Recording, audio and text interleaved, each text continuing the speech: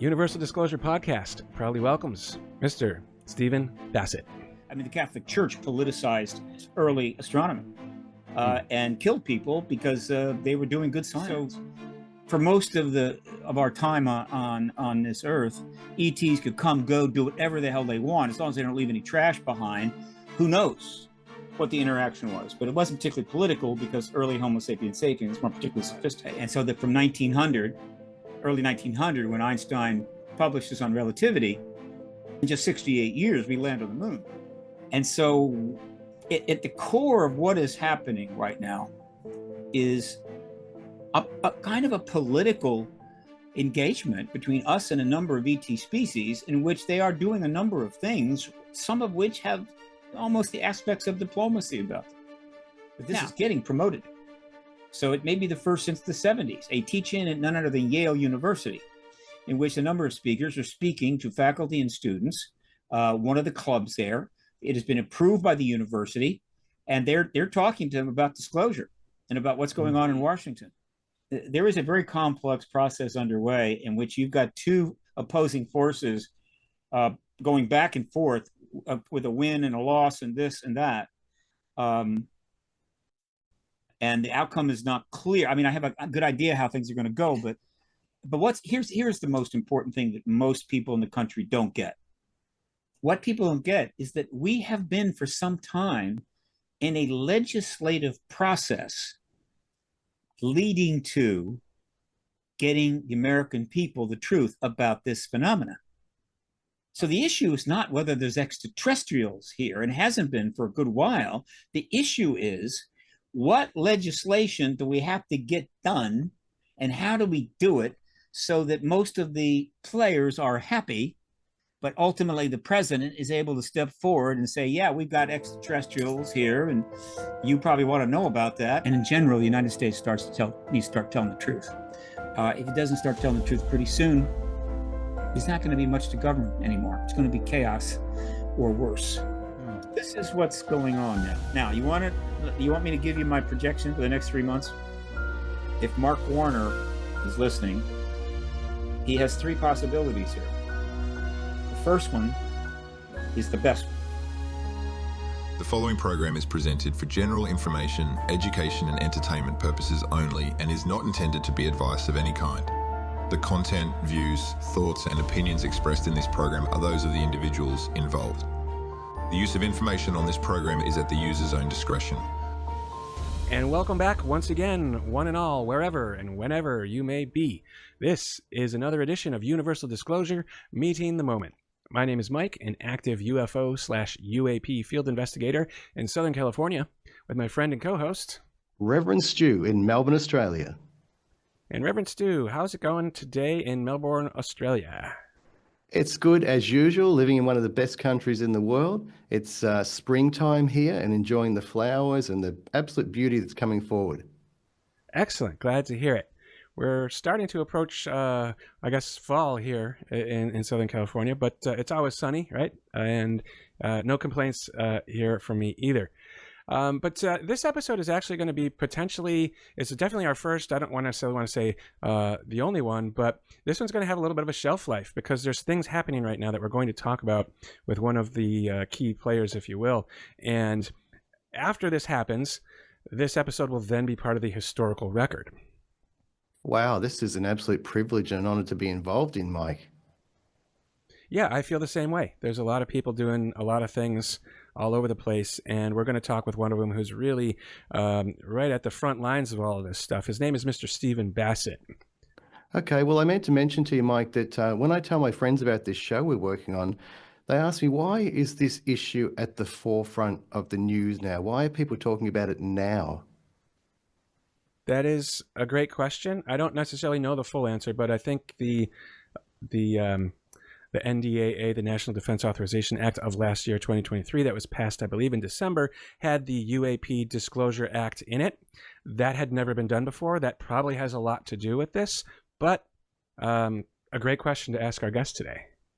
Okay, will do. I'm also very interested to know what his motivation is. Has he had some experiences himself? What's driving him? Because he's an amazing man. I have that same question too, so I can't wait to ask him and find out. So let's hear a little bit about Mr. Bassett. Stephen Bassett has spoken to audiences in 20 countries about the political implications of UAP/ET phenomena and disclosure, the formal confirmation by heads of state of an extraterrestrial presence engaging the human race. He's co-founder of the Hollywood Disclosure Alliance and executive director of Paradigm Research Group, a 501c3 nonprofit providing education, consulting, analysis, and political activism for a post-disclosure world. His advocacy work has been well covered by the national and international media, including CNN, Fox News, MSNBC, Washington Post, and New York Times. Bassett has appeared in many documentary films, and his lectures and interviews are well represented on YouTube. In 2013, PRG, the Paradigm Research Group, organized and conducted a citizen hearing on disclosure at the National Press Club in Washington. In November of 2014, PRG launched a 2-year political initiative out of Washington, D.C. that injected the ET issue into the 2016 presidential campaign.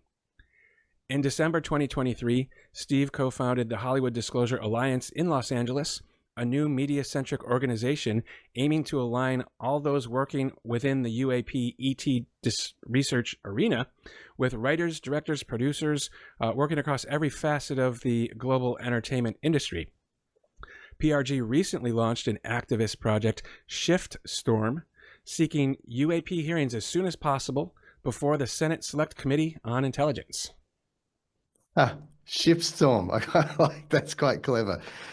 He's a very interesting, articulate, and driven man. I'm absolutely fascinated to hear what he's got to say today. Yeah, this is going to be a great interview. All right, let's do it, Mike. Universal Disclosure Podcast proudly welcomes Mr. Stephen Bassett. All right, Stephen, thanks so much for joining us. We really appreciate your time here. I love doing podcasts. It's what I do. It's how I communicate the issues to, I think, the regular people who don't spend their entire life, embroiled or engaging this issue, because they need to know about this like everyone else. Absolutely. Yeah. So we start out, all of our conversations are started the same way. Stuart and I met as musicians on a forum a long time ago. So we always ask our guests, what's your favorite song or musical artist and why? Well, it's obviously changed over the years, but I think it's true in most people's cases. The favorite music is the music that they were hearing between the ages of like 16 and 25, the era, right? And for me, that was the era of Bob Dylan, Joan Baez, Joni Mitchell, and certain pretty good rock bands. And I got to tell you, what's available now is not bad, but it doesn't stack up to that time. I mean, those were legends, whatever. Crosby, Stills, and Nash. But bringing it forward, I've really got into indie rock. I've got the indie rock. I get 2 indie rock things going on my Pandora, and I listen to a lot of it, and many of them many times. And the one artist that impresses me, he's not particularly well known. He's not one of these guys that's out there promoting the hell out of himself. And the name is okay, little memory hole here. Hang on. Radical Face. So I recommend people that they don't recognize that, go on Pandora, go on YouTube, whatever, check out Radical Face. The guy is amazingly prolific. He's done many albums. He writes, performs, and produces it all himself. A lot of it in a kind of a barn, the back of his yard. And that just makes it even cooler. And I think there's one song in particular that I really like, and the name escapes me, but I may catch up to it later. But right now, I think he's kind of my favorite in terms of the number of songs that I'm listening to him that I like.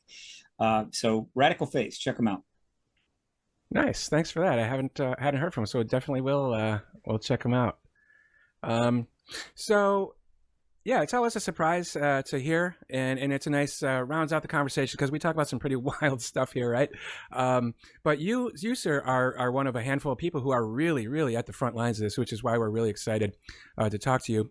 We also are aware that Global Disclosure Day is going to be October 20th. We made a little commercial for that. We'll probably put out pretty soon too, just to help the effort. But what we want to, well, actually, before we get to that point, I'm curious, what got you into the topic in the first place? A lot of times it's because people saw something or experienced something. What got you into this? I've been asked many times. I was always aware of it throughout my life. Big science fiction reader, and of course I watched all the sci-fi movies, thousands of them. It was either that or read the great books, get a couple of PhDs, write a novel. Instead, I watched, I don't know, 300-400 sci-fi movies. And when I would encounter anything in the news regarding the subject, I just applied common sense to the article, which was mostly legitimate, even going back into the 60s. There was a lot of legitimate press coverage. And I said, well, it's obviously extraterrestrials here, and I was dying to learn more, but never did, at least not from the government. So and of course, when I'm watching sci-fi, having a pretty strong sense that, of course, there's this stuff is non-human, and boy, I'm dying to learn about that. But when you sort of arrived at that conclusion, and you've been convinced to me, it didn't take much, really. I mean, the evidence is everywhere. Then the sci-fi movies become even cooler. One of the reasons that sci-fi movies have done so well, it's the highest grossing genre in all of film, several $100 billion in movie tickets and product sales and licensing and TV, several $100 billion. Many of the highest grossing movies in history in the billions were sci-fi movies in one form or another, all of which, with few exceptions, had extraterrestrial in them.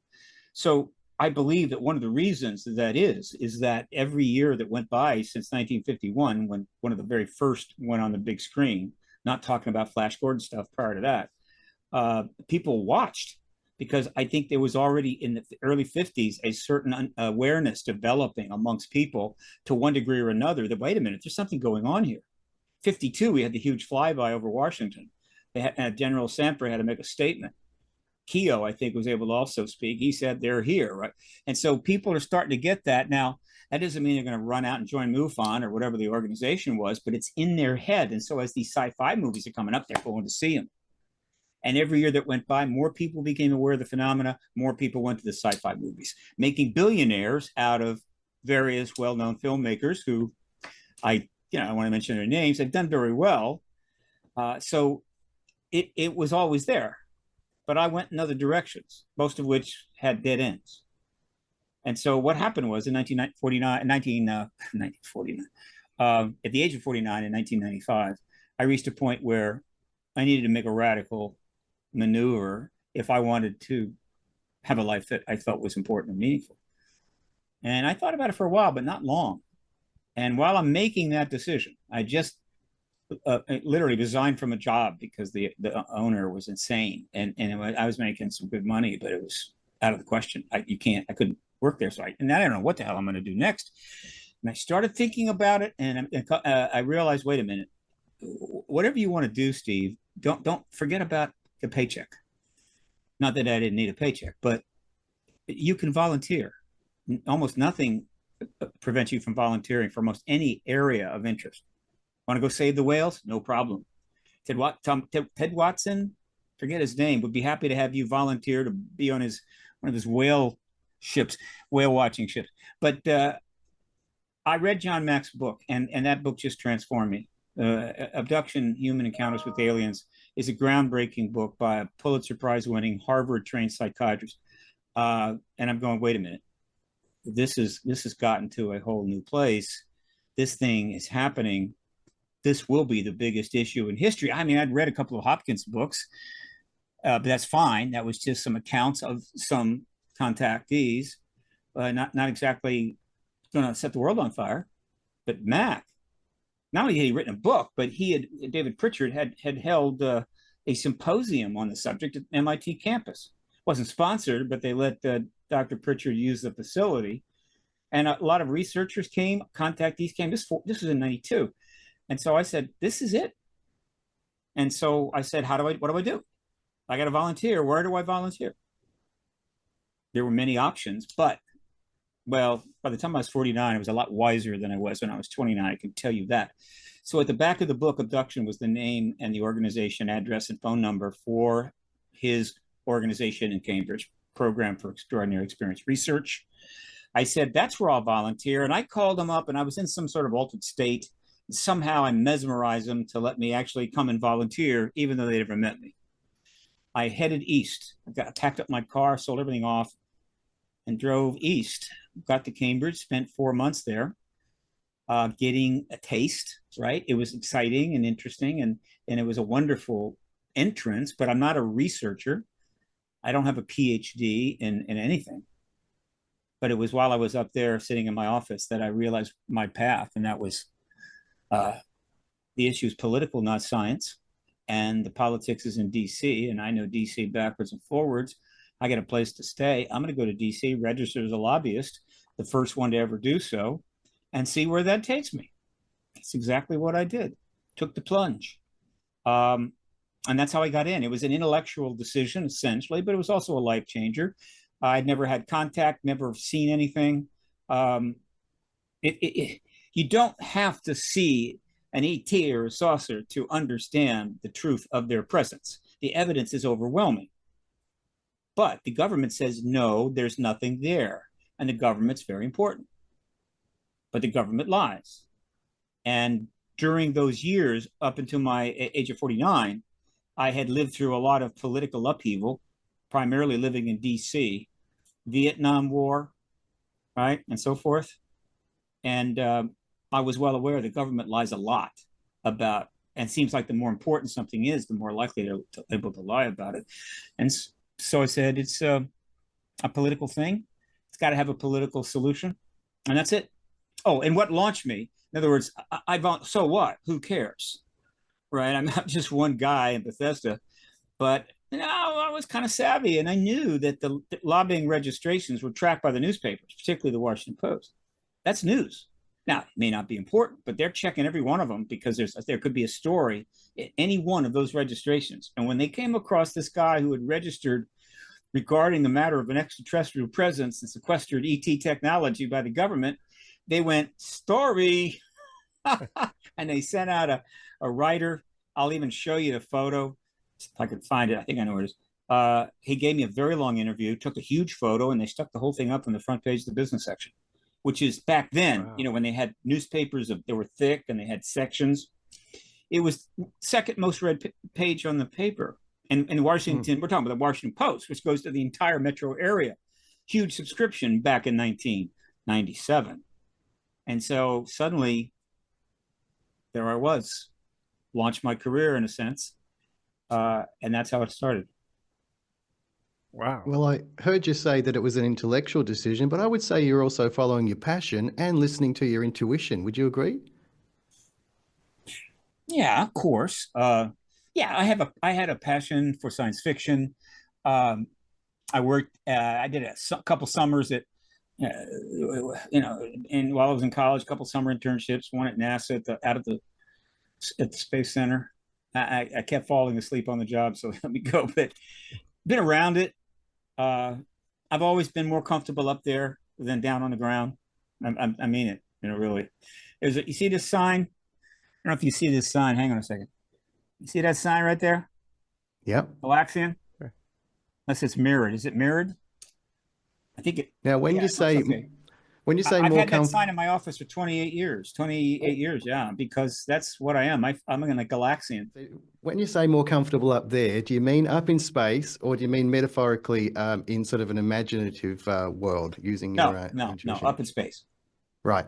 Up in space. Not the kind of passion that makes you, well, it was too late for me, but knuckle down, get your PhD in astrophysics, learn how to fly, become an astronaut. No. It was too late for that. But just in general, I've seen a lot of sci-fi movies. Every year they get better. They take us into space with CGI. You're flying around. You're going through warp speed. You're on different planets. It's amazing what they do. The film industry is extraordinary. It's one of the reasons I'm engaging it now in an interesting way.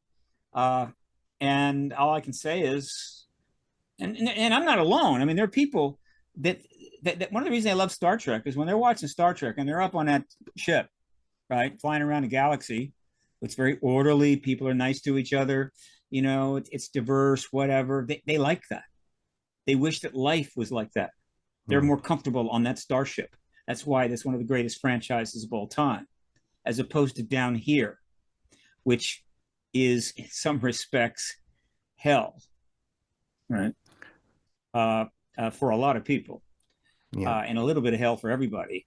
And so, yeah, I'm more comfortable up there. Plus, I believe that the fundamental political unit of the universe is probably the galaxy, but maybe not. And that is something I mentioned this because I was just thinking about this the other day.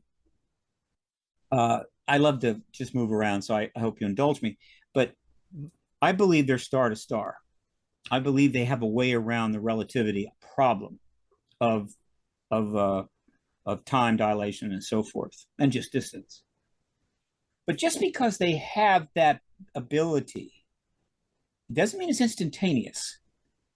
Even if they're moving space toward them and using gravitic engines or something along those lines that allows them to kind of move but actually travel through space itself, doesn't mean they're instantaneous. And so it's very possible that they can go star to star, but instead of taking 10,000 years, it takes 4 years.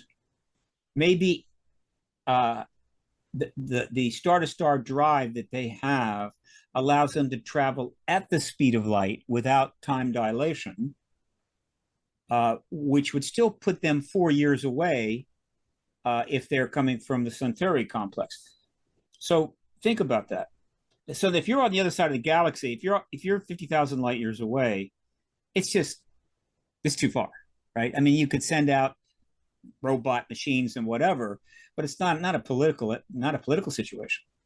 But on the other hand, if you've got an area that's maybe you got a bunch of stars that are across a diameter, I don't know, 40 or 50 light years, that could be a lot of stars. Getting around, setting up a base, things like that, if you could travel just light speed using some kind of star drive, you could get from one to another in 10 light years or 6 years, 7 years. That would mean that the fundamental political entity in the universe, if that is the limit to travel, would be like something like 30, 40, 50 light years. And that means that our galaxy is filled with these little neighborhoods. And once in a while, somebody from another neighborhood will show up, and maybe they've taken 100 years to get here. And so I kind of like that idea. So there's a lot of neighborhoods, but there's not a limit to speed. On the other hand, if they can travel almost through wormholes where they're going instantaneously from one area to another, then as far as I'm concerned, that makes the galaxy the fundamental political structure in the universe. So I'm a Galaxian. Okay, so I think it's interesting that you mentioned that this is more political than scientific, which in a way I can sort of go along with, as it were. But what exactly do you mean by that? And especially with your last statement about the galaxy being a political structure, how would that work? Well, first of all, the reason it's political is because the government politicized it. Quantum mechanics and physics is not political. You don't have people, yelling at each other about the political implications of quantum mechanics. No, it's pure science. And there is a science to the ET presence and obviously a huge amount of evidence and so forth, but it has been deeply politicized for national security reasons. If we did that to other areas of science, it would have held us back enormously. And it happened. I mean, the Catholic Church politicized early astronomy and killed people because they were doing good science, and spent almost up 200 years before they'd even allow a book about the sun-centered solar system in the Vatican library, even after they sort of accepted the fact it's true. Well, that's again, the Catholic Church is pretty political. So that was a political and religious interference with science. Didn't go well. It never goes well. You should never politicize science, but governments do it all the time. We shouldn't be doing it in our country, but we have. We're supposed to be better than that. are supposed to be better than the others, higher values, et cetera, et cetera, et cetera. But we politicize this issue. So that's the most important political aspect of it.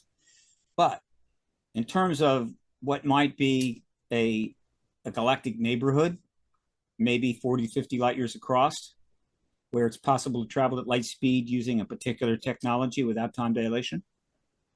What does that mean? Well, it means that, life forms from different planets in that neighborhood can hang out together, interact, talk. And apparently it's been going on for some time. How long? Who knows? We've been around 300,000 years. So any interactions between Homo sapiens sapiens and ETs prior to the earliest civilization, and there might have been something, a modest civilization prior to the flood, but that was 11,500 years ago. So for most of our time on this earth, ETs could come, go, do whatever the hell they want, as long as they don't leave any trash behind. Who knows what the interaction was? But it wasn't particularly political because early Homo sapiens sapiens weren't particularly sophisticated. But once we get sophisticated, post-flood, and society start developing, apparently they were interacting with us still. And I'm sure there was political aspects to it. But is near the evidence, and the evidence is obviously not all the things that we see as we look back in time are going to play out, but there's a lot of stuff that holds up pretty well. They didn't come in as managers, they were gods. I mean, humans just could not help but treat them as gods. But I'm sure there was a little politics going on as well. And so these early interactions were certainly a societal engagement, but totally one-sided. Now, as we move forward into the 20th century, we're not the Egyptians anymore. We discover relativity, or envision relativity, early 1900s, followed quickly by the development of quantum mechanics and quantum theory, and obviously we move on quickly to a range of technologies, just a technological upswing, nothing like it before. And so that from early 1900, when Einstein publishes on relativity, in just 68 years, we land on the moon. About 68 years. And so this is not ancient Egypt. And so the engagement with us now is a far more sophisticated engagement. They are not gods. We don't treat them as gods, and they don't pose as gods. They make lots of political statements to contactees. They take actions which have political consequences. And so at the core of what is happening right now is a kind of a political engagement between us and a number of ET species, in which they are doing a number of things, some of which have almost the aspects of diplomacy about them. Now, is the government talking about that? No. Does the media go there much? No. Do some of my colleagues go there? Yeah. I go there all the time. But that's one of the reasons the Washington Post doesn't call me anymore, because I go places they don't want to go. They're not comfortable, right? I mean, they've gotten better, but in the early days of the truth embargo, the Washington Post completely failed as a journalistic entity. Still, so it's a political thing. And ultimately, the most important consequences that will come from the engagement of extraterrestrials post-disclosure will be the political implications of worldview change. Yeah, I was going to ask you about that, how it might shift our collective consciousness and even our spirituality. Countless ways.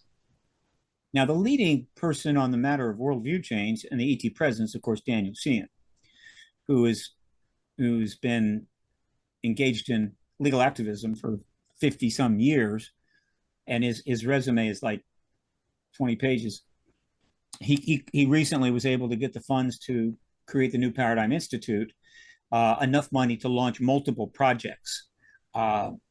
It is a subsidiary of the Romero Institute. It's a 501c3, and it's newparadigminstitute.org. It is the leading entity now I view, in the private realm of the pre-disclosure era.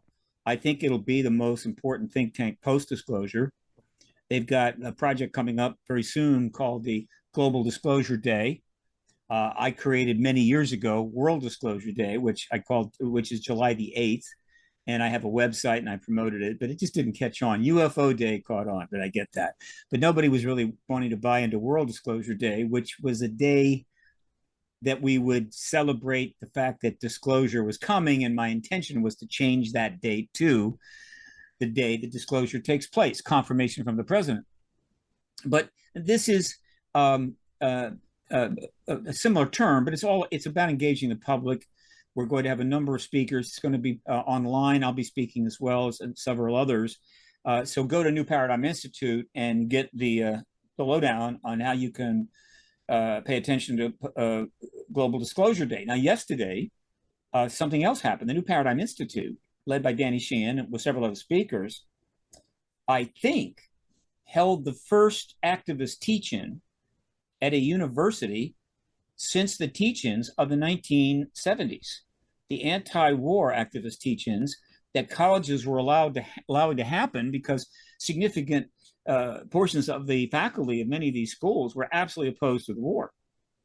And so a teach-in is when a school actually allows, endorses, whatever, activists in the issue to come in and talk to their faculty and students.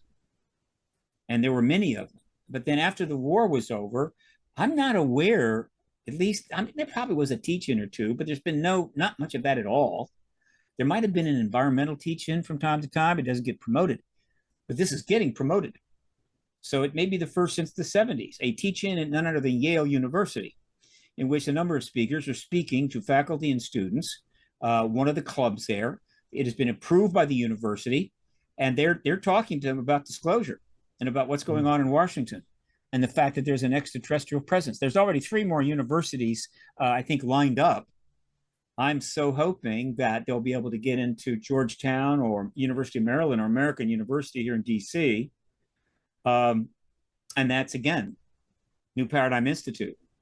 Look, if you are a very wealthy person, and we seem to have a lot of those in the United States these days, and you've been giving millions of dollars to good causes, and maybe 20, 30, 40 million dollars to political causes or a political party in order to get somebody elected. I get it, but you'd like to really change the world. You want to make a difference. The New Paradigm Institute would use about 10 million bucks. And one of the advantage there is that's going to be working and helping to develop worldview in the post-disclosure world, where you give $10 million to a candidate to run for Senate or something, and then they lose. Hey, $10 million is thrown down the toilet. So I'm encouraging some of those change agent wealthy people out there to slough off the truth embargo and all the government propaganda. They've been lying to you forever. Deep down, you almost certainly know the ET presence is real. It's time to start supporting the organizations that are gauging this issue in a grand way from a citizen perspective. The government has all the money it needs to deal with this issue and chase ET saucers around and collect crash vehicles and study, ET technology and engineering. They got hundreds of millions of dollars, if not billions. The citizens have got squat because the government's lied about this for 77 years, and the media has pretty much gone along with that, though they have written a lot of pieces. And so there's no funding, which helps the government continue the truth embargo. 2 or 3 major players got in with $10, $15 million each, and that would just end it. Sure, not only just end it, it's already going to end. It's going to end anyway, but it would end it with a big bang, and it would give us a head start in influencing the policies that will have to emanate post-disclosure. So I guess that's a perfect sort of segue into what I really wanted to sort of focus on with you right now is where we are right now. I believe it's October 18th is the official deadline. It's a Friday for the UAP Disclosure Act for all the government agencies to produce all of the UAP related material and put it into the National Archives. And then on the 20th, of course, is Global Disclosure Day, where we're going to hear about that and such. So from my perspective, there's 3 possibilities. A, the thing that everybody wants to happen is we get all the information. B, we only get some information and it's not impressive, and then C, we get no information. What's the path or the next steps for each various outcome that is going to happen at some point in the next couple of weeks? I don't have the kind of access to say what I'm about to say with confidence, high confidence. But I'm just going to suggest this, and I invite those out there in the social media world to jump all over it and post on Twitter whether I'm right or wrong or half right. But the last piece of major legislation, which was really everything we needed, it was the final package.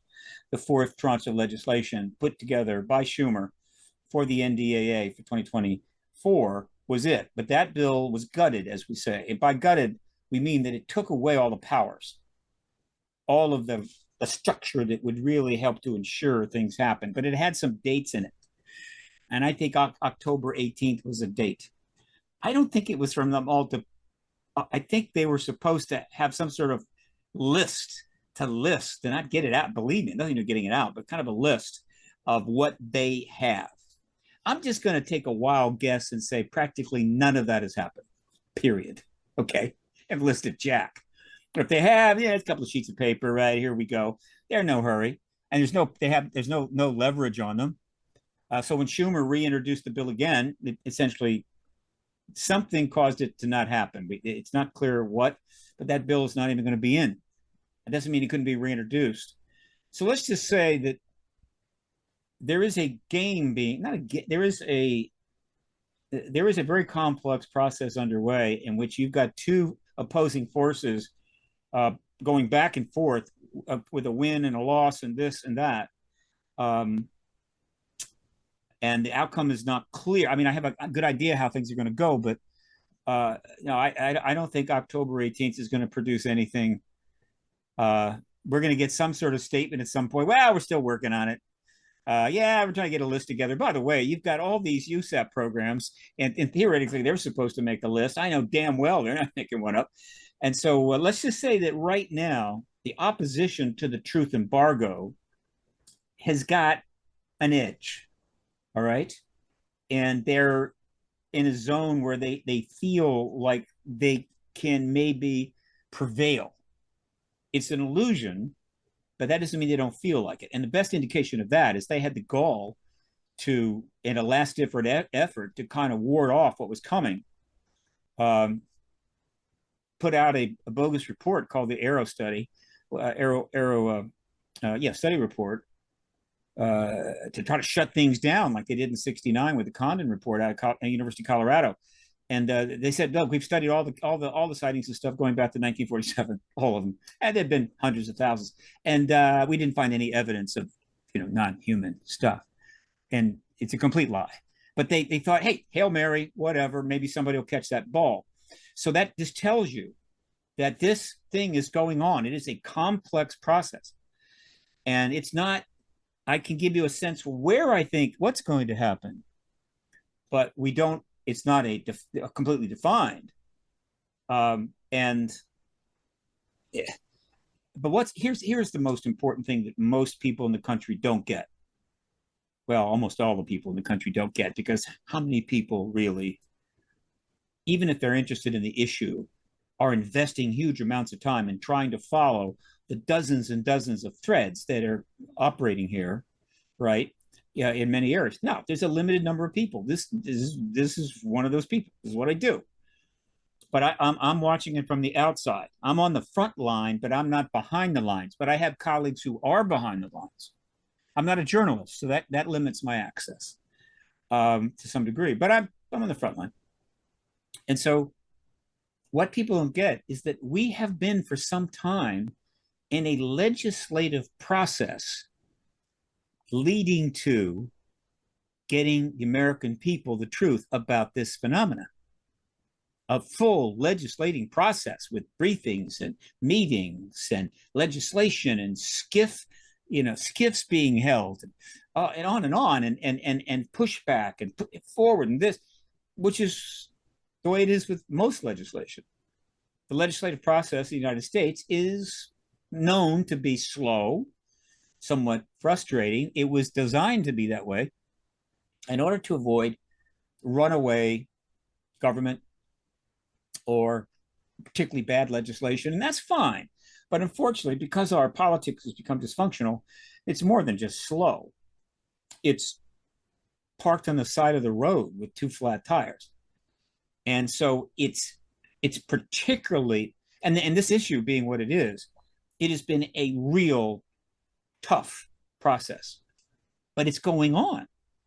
So the issue is not whether there's extraterrestrials here, and it hasn't been for a good while.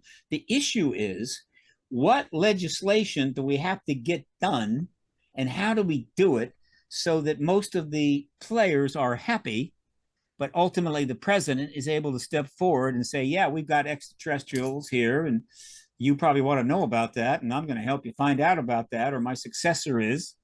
That's what's going on. It's no different than legislating the funding bill that funds the government. But if you haven't noticed, we have trouble doing that. We've shut the government down a couple of times. We have to do interim funding over and over again because people won't come together and just do it. Because right now, politics has turned into a blood sport, right? Everybody's heavily armed and after each other, take them out. The internet has made it even worse. And so the political situation in this country is dysfunctional in two major areas. It is dysfunctional in the election process itself, and that is because of Citizens United and the fact it cost a fortune to run for an office that gets you a couple $100,000 a year. And because it costs a fortune, you have to raise huge amounts of money from people you then have obligations to. And this is not fun. And the broad spectrum of qualified, thoughtful people don't want to do it. They simply don't want to jump into that meat grinder. It's awful. It's terrible. And so they don't. But there are people that will. And so they jump in to raise the hundreds of millions of dollars or the $1 billion it takes to be president, sometimes 1.5 billion. And as a result, we've been accumulating a high number of dysfunctional people who, frankly, have no business governing anything. And that's one of the major dysfunctions, and that is the electoral process, Citizens United, even the Electoral College. That's one dysfunction. And then the other dysfunction is that because of that, we have accumulated a significant number of individuals that have no business governing anything. And as a result, they're creating total chaos. And we're not working. The country is not working. People spend hundreds of millions of dollars to convince you it's working. And if you actually believe their ads, you'll vote for them, but it's not working. And so we're trying to end the most significant process in the history of humanity, which is the process leading to formal disclosure of the ET presence at a time, and the nation leading that is the United States, at a time when the United States is probably in the worst political dysfunction it's ever been. And yet, we're still succeeding. So I'm pretty happy about that. And I'm willing to go into the details, but I thought I'd pass that on first. Well, that's a great point. So what about the idea that America's leading the way? It makes sense to me as an American, but I've said in previous episodes, I don't necessarily think it's our responsibility per se. I tossed out maybe United Nations or whatnot, but regardless, what if another nation, let's say Australia or Stewardess or the UK or Russia, what if one of those other nations comes out before America? How would that play out? Then the head of state of that nation becomes the disclosure head of state, the one that did it, the first one. It's that simple. And yeah, there are a number of countries where the head of state comes forward, maybe holds a hearing in their parliament or whatever, with lots of very qualified witnesses with security clearances, and then brings forward a whole bunch of footage or whatever the hell they got to do. That would be it. And the United States has always known that. But one of the key components to the success of the central component to the success of the truth embargo is the fact And history's a bitch, I'll tell you. Let me tell you, history can be tough. On the other hand, when it's not really tough, it's boring as hell. And I don't know, I'd rather be in the middle of, craziness than bored to death. But the modern era of the ET engagement virtually coincides with the modern era of mutual assured destruction and the nuclear arms race. They virtually married together right from day one. And so at the same time, we're clearly having something happen with respect to what ETs are doing and the awareness of the public and everything else. We are on this delicate balance where we're on the edge of nuclear war every single day, every minute of every day. And so, whoa, I mean, what? So there is, what the effect of that is that the ET issue is so important. The crash vehicles and the study of them so critical. But if it wasn't for the fact that we had a nuclear arms race and people were generally getting along and we didn't have thousands of nukes ready to launch, things would have been very different. But because of that, the ET issue became a major national security matter. Major national security matter. Not because the ETs were going to nuke us, right? But because the fears that was like, the less said, the better. The less people know, the better. Because when you introduce information of that magnitude, and when you have vehicles and massive amounts of information, and you introduce it, people are going to want that information. Not simply here, but in Russia, in China, everywhere. And you just can't predict what that is, where that's going to go. But in particular, the United States, I don't think was ever in a position, even from day one, when day one is early July of 1947, to be convinced that other nations did not have a crash vehicle. We had one.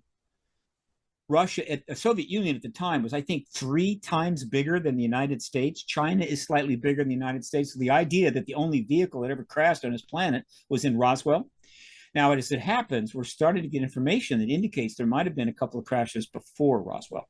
It is not going to shock me, but I believe that those were so closely held and dealt with and tightly held that they were just not in play, and maybe very few people in government knew about them, which I can imagine that. I can get that. Roswell was different because the Army Air Force Base put out a press release that said they had a flying saucer. Apparently no other entity had done that. The first one to go, oh, we have a flying saucer. And oh, God. So at that point, right, the government could not assume that there was not going to be an extraterrestrial recovered technology re-engineering arms race. Okay? Because that's what we do. We will make anything a weapon. Anything. Even giant steel rods. Have you heard of the rods of God? They discovered that if you just have certain rods of a certain size, you just drop them down, the impact is incredible, right? And so there's this concept developing the rods from God. What can I say? And so they are anticipating this possibility, probably from day one. And so it's bad enough to be able to have to go to your people in early 1950s and say, we got extraterrestrials here. Are you excited? We got a craft. Are you excited? We've even got a couple of dead bodies, and one we think will live an extra year or two. Are you excited? But then they also probably have to say, and by the way, other nations may have this, and we are concerned that they're taking that technology to weaponize it. In which case, you go from a nuclear arms race to an extraterrestrial technology arms race. And the technology they have, well, it's a lot better. And so the early national security managers under Truman, under Eisenhower, and so forth, they saw this thing as absolutely existential. They were overwhelmed. I don't blame them. They're dealing with a nuclear arms race, which starts with a couple of weapons in the hands of the U.S. And by 1986, there were 80-some thousand nuclear weapons in 9 countries, nuclear submarines, moving on trains, coming out of the ground, coming from airplanes. And there are talks about weaponizing space. They had to deal with that at the same time. They're trying to deal with these ETs, which are going anywhere they want, anytime they want, taking people anytime they want. And then they've got some crash technology. So they have been juggling all of this for 77 years. And overall, they felt that we just got to keep it secret. But there was a problem. If you want to build a stealth bomber, no problem. You get a big hangar somewhere and you don't put any signs on it, or maybe you go underground and you start working on that stealth bomber. It's an absolute secret. It's totally classified. Nobody knows anything about it. It's great. Right? Until you bring that stealth bomber out, it's a secret, a damn good secret. The ET presence is not like that. In other words, they had to deny there was an ET presence, but the ET presence was flying all over the place. This is a problem. It's an emperor's new clothes problem. It's the reverse of that. It's like you got the emperor walking around, the city with 10 million people, and everybody has got to acknowledge that the emperor's got a fantastic set of clothes, when in fact he's totally naked. That's tough. That's tough. A lot of people are going to say, it looks naked to me, but it's a reverse of that. The truth embargo on the ET issue is the reverse.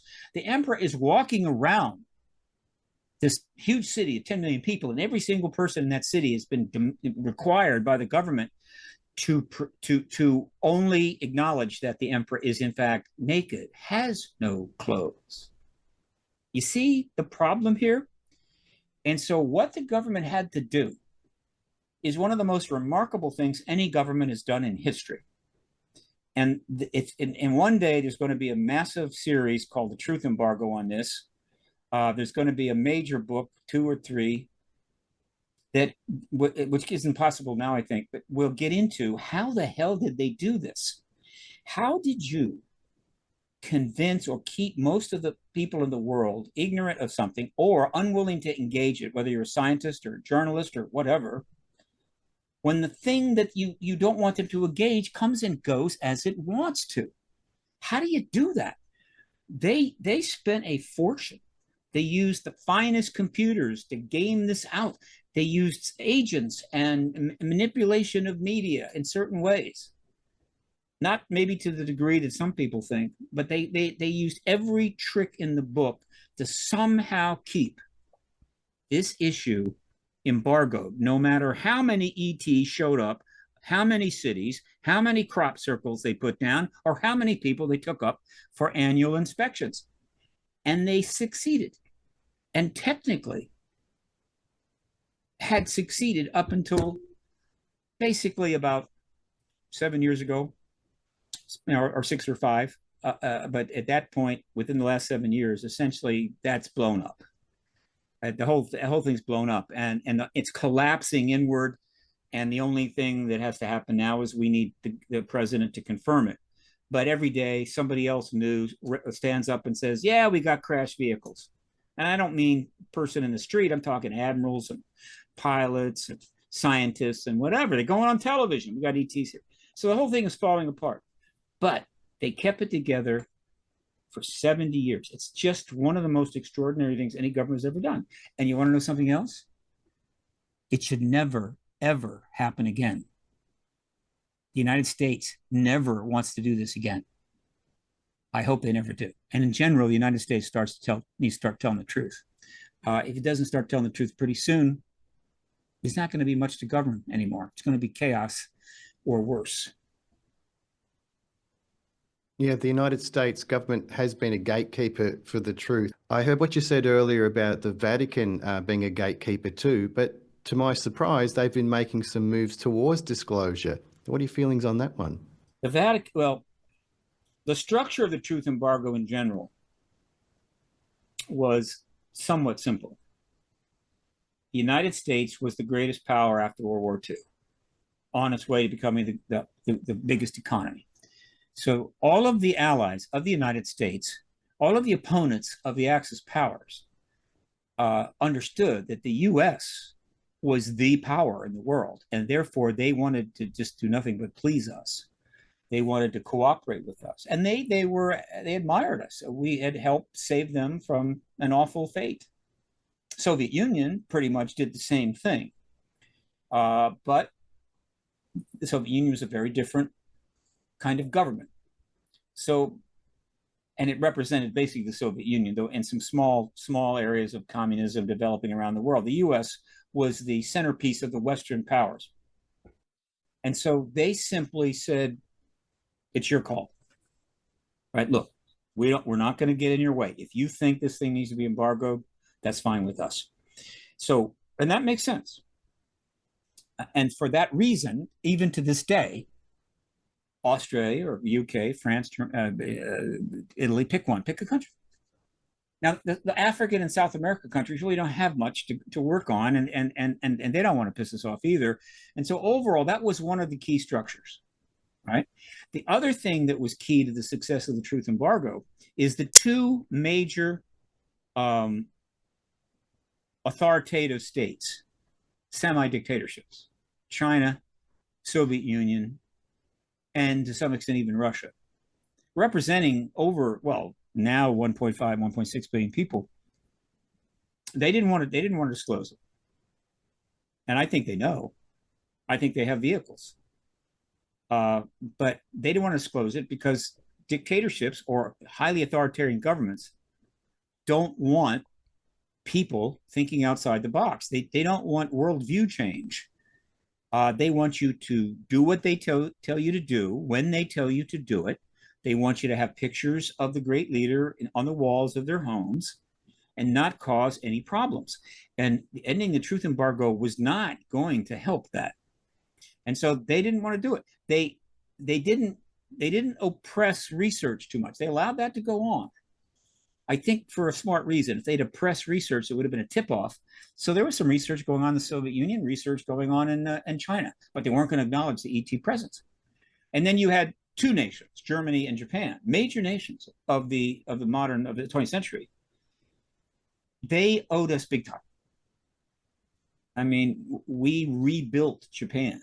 We rebuilt Germany, allowing them to become extraordinarily successful countries after a rather untoward engagement.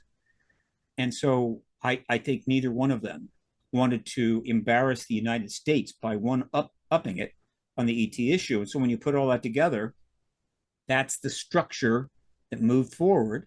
And that's why. But that leaves religion.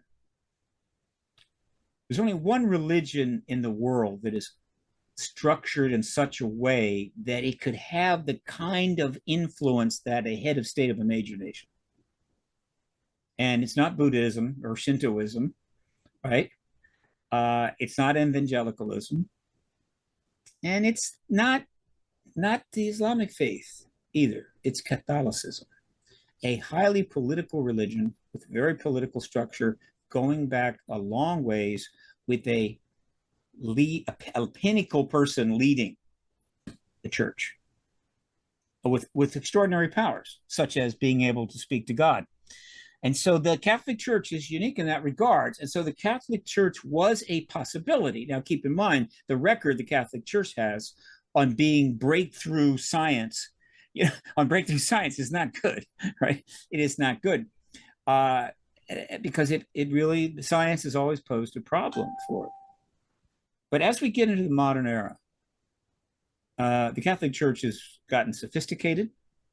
It is far more engaging in terms of science.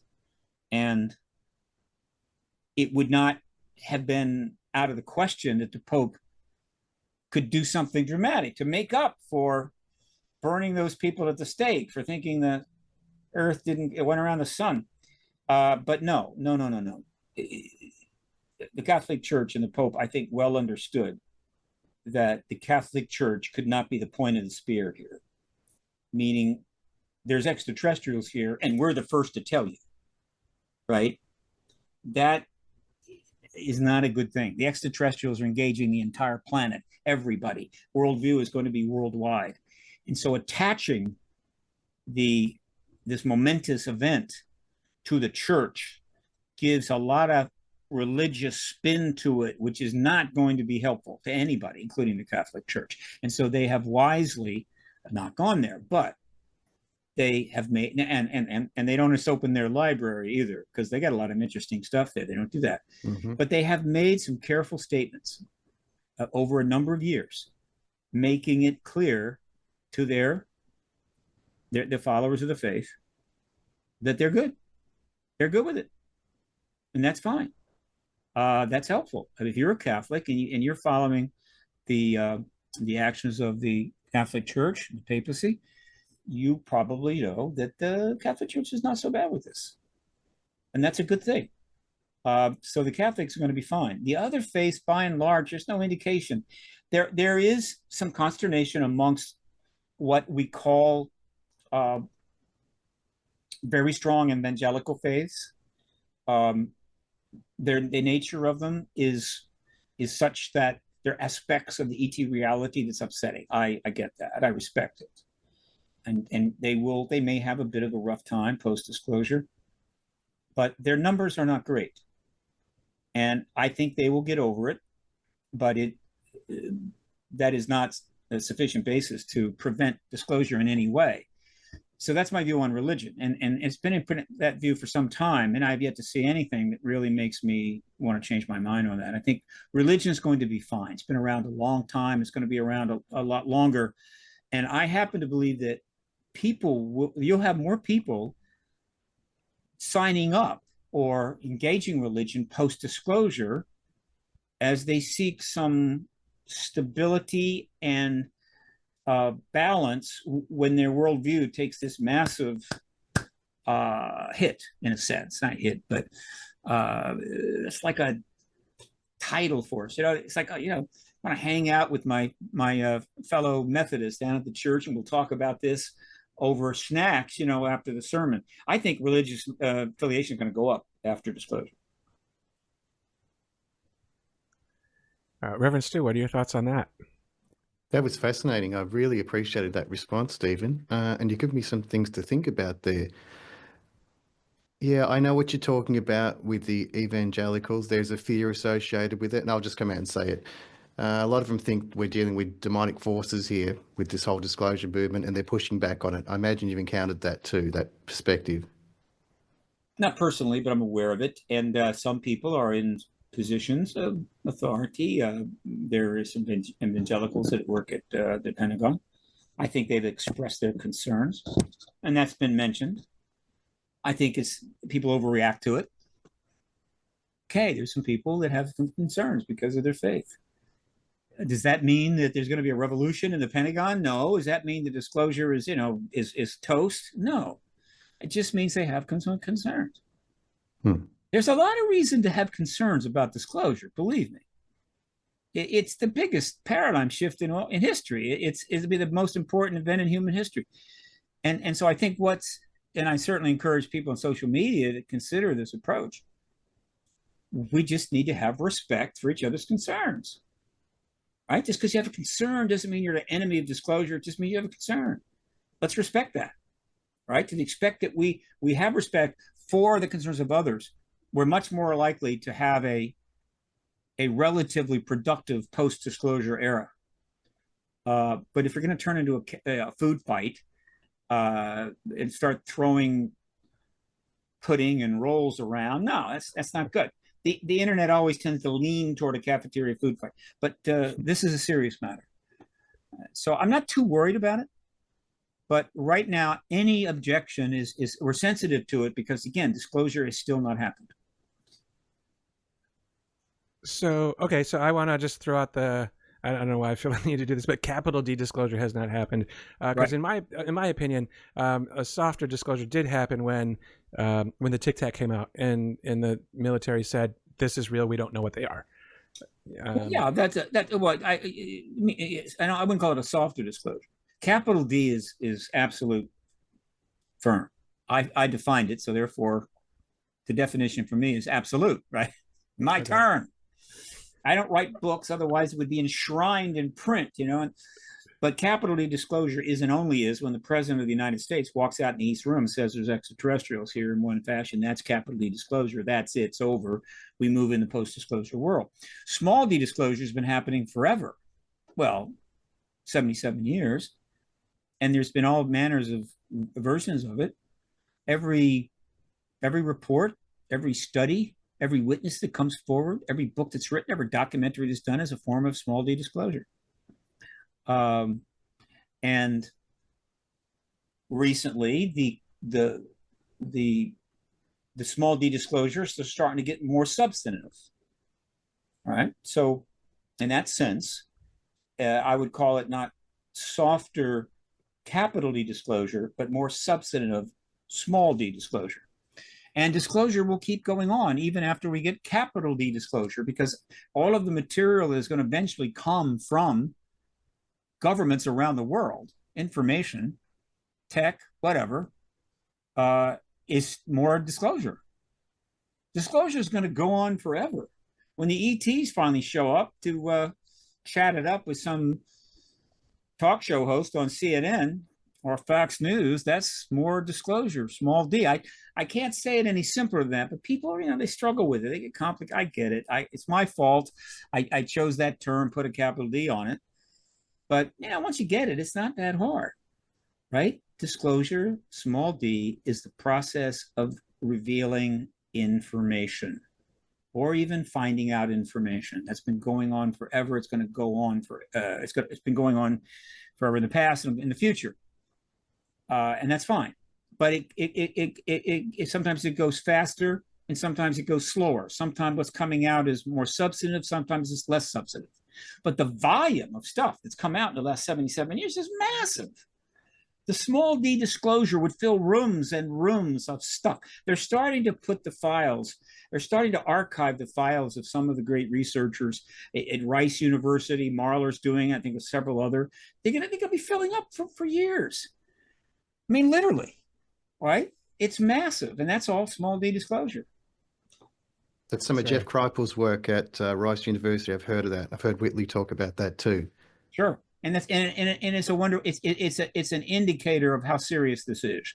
When a Christian university is allowing one of their professors to become an archive for the research files of some of their top researchers, including Wendell Stephen, that's an indication that this thing is pretty real, right?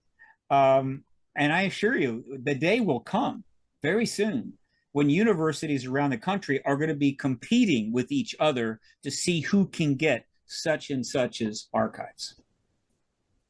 It's pretty fascinating. What a time to be alive.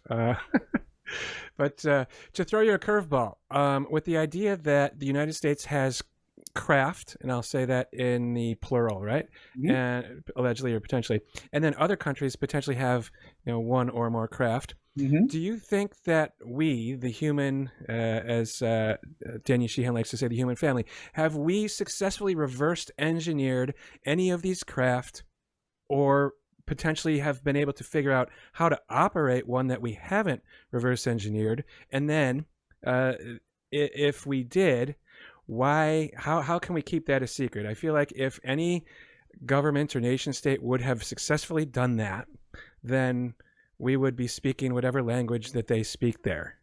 Is that potentially part of why it's such a big deal, and we don't say anything for 70, 80 years? Well, I know there's a lot there, but the truth embargo has got many components. One of the components is the rise of the military intelligence complex, particularly the intelligence complex. I mean, the world has never seen anything like this.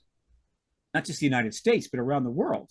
Trillions of dollars have been spent over the last 77 years building intel operations with agents and high technology and everything else, and creating layers and whatever, and then underground facilities going down God knows how far.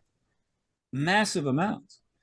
And so we created the idea of the Unacknowledged Special Access Program, which is a pretty cool thing, actually, right? USAP. Notice that Grush didn't refer to USAP. He referred to a SAP and a CSAP. I think CSAP is Compartmental Special Access Program. He didn't say USAP. USAP may not be a formal term, but it's definitely a term. It's definitely a real thing. The USAP is Unacknowledged Special Access Program. What's the difference between that and a SAP? A special access program means you have to have an additional access above the highest clearance, which is supposedly top secret. And people confuse these special accesses to other levels of secrecy. It's not that, but it's like a code. You got to have the code, right? So I've got top secret clearance, but I don't have that code. I can't get in that program. And so if somebody, high level person who doesn't have that code, comes up to you at the cafeteria at the Pentagon and says, "Look, what's I heard something's interesting going on down there, and at working with the such and such and such and such." And the person is going to say, "Sir, I really can't discuss this with you because you don't have the special access to it. But if you can get that, if you can get qualified, clear on that, then fine, we could talk. No problem." The person would say, "Yeah, no problem." What's an unacknowledged special access program? Someone is working on an unacknowledged, which is where the craft re-engineering was taking place. Let me tell you, right? It was in an unacknowledged special access programs.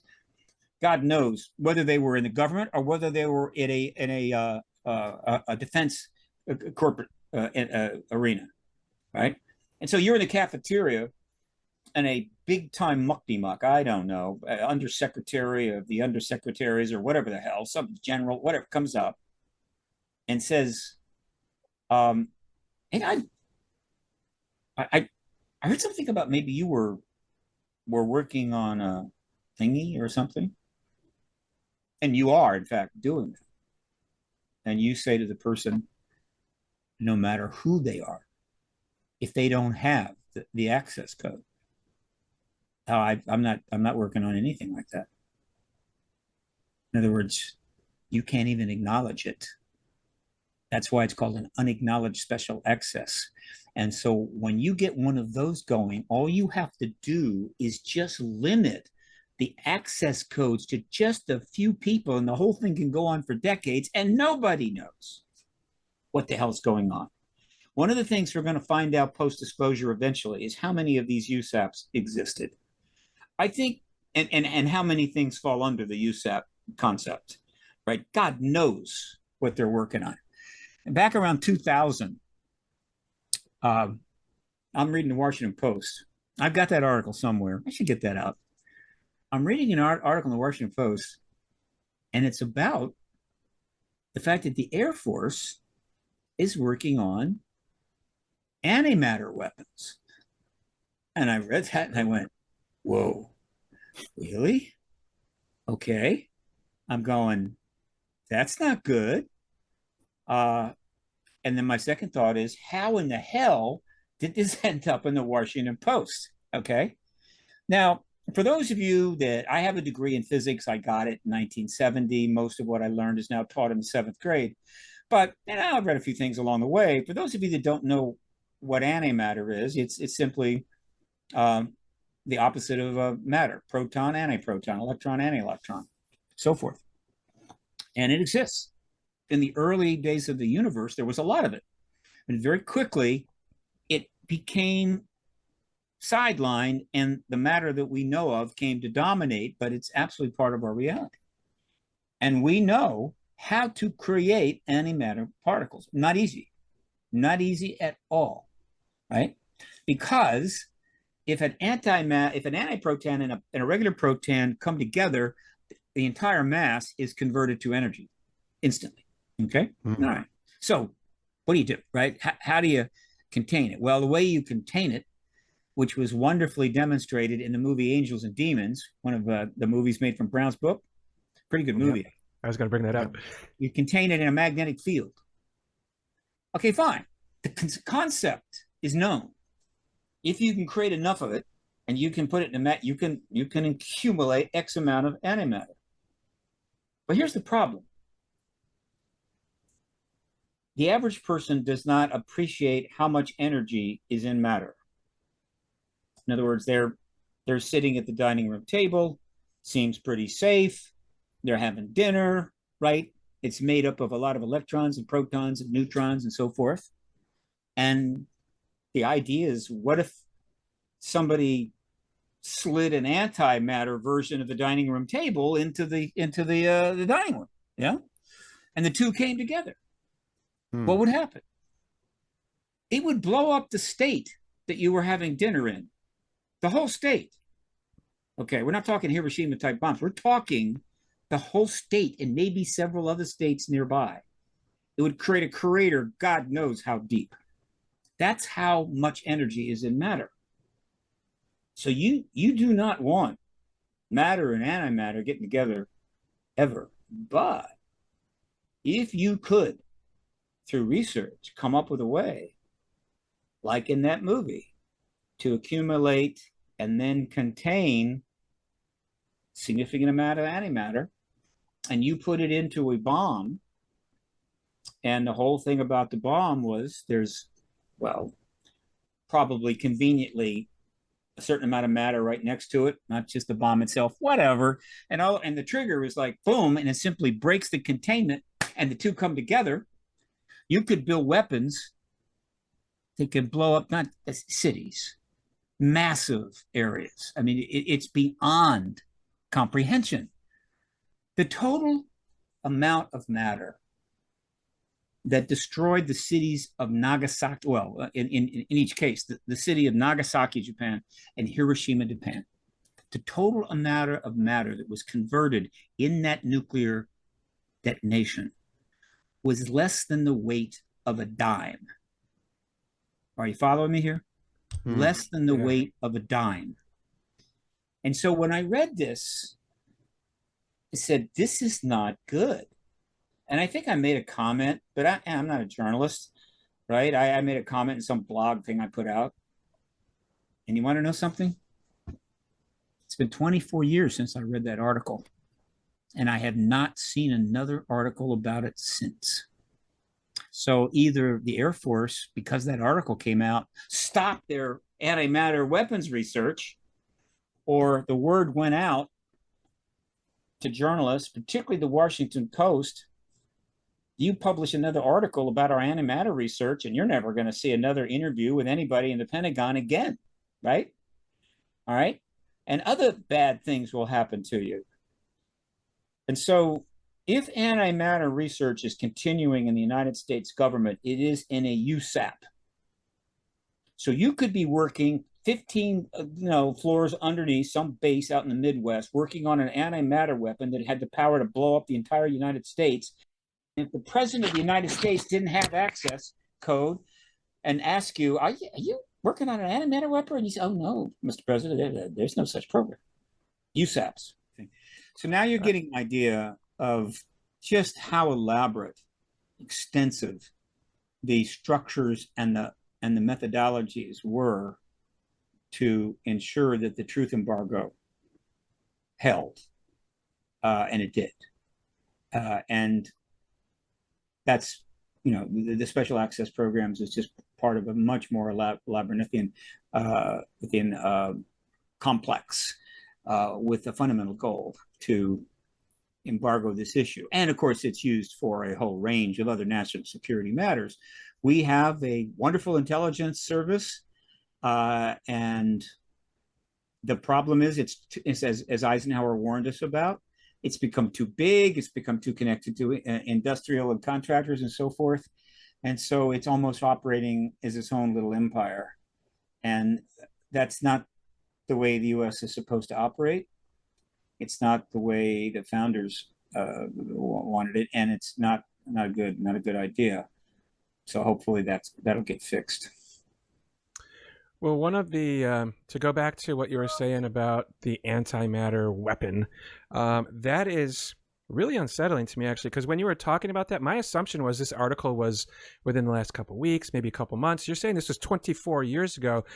That freaks me out. Like, do we already have maybe an antimatter weapon? Like, and that sounds, I don't even know what the word would be for that one. Just why on earth would anyone even try to do something so ridiculous? We know how to create it, and we know how to capture it, but it's extremely difficult, or at least it was, and expensive. You need a collider like CERN. And so if you can find a way to increase the amount of antimatter particles that you can shoot off from whatever event you're creating, and you can get them contained in a magnetic field, I guess you can get X amount of antimatter. At some point, you have enough to blow up a lot. I mean, it's the most dangerous weapon in the world, because it's a weapon that produces more energy per unit of mass than anything else. Period. Right? Fusion, even a fusion explosion, only converts a small amount of matter into energy. Now, fortunately, antimatter is extremely rare in the universe because of the way the universe evolved after the Big Bang. But it's absolutely a legitimate part of our world, and we have figured out how to make it. And to this day, I mean, I've not done I'll be honest with you, I haven't done a search. I need to go do a search on antimatter research. I invite the people that watch this interview, do a search on antimatter weapons and see what you come up with. And if you find anything interesting, put it up on social media. Let's spread the word a little bit. Because I'll tell you, I have watched a lot of social media. I have watched tons of news, and I have not seen a single thing. But then I've never made a deliberate search. So this would be an interesting experiment. That's a good point. And ask the robots, ask AI too, and post up the answers everywhere. That makes me wonder, actually, if CERN was even created partially or in whole for this purpose, because I mean, Dan Brown's book Angels and Demons came out, obviously a lot longer than the movie did, and I almost feel like that maybe came out around the time CERN was created, or just starting to make some news or something, because it's been a while. Let me see, real quickly. Just very quick. Yeah, sure. That's okay. Good. Antimatter weapons research. Okay, Googling it right now. Excellent.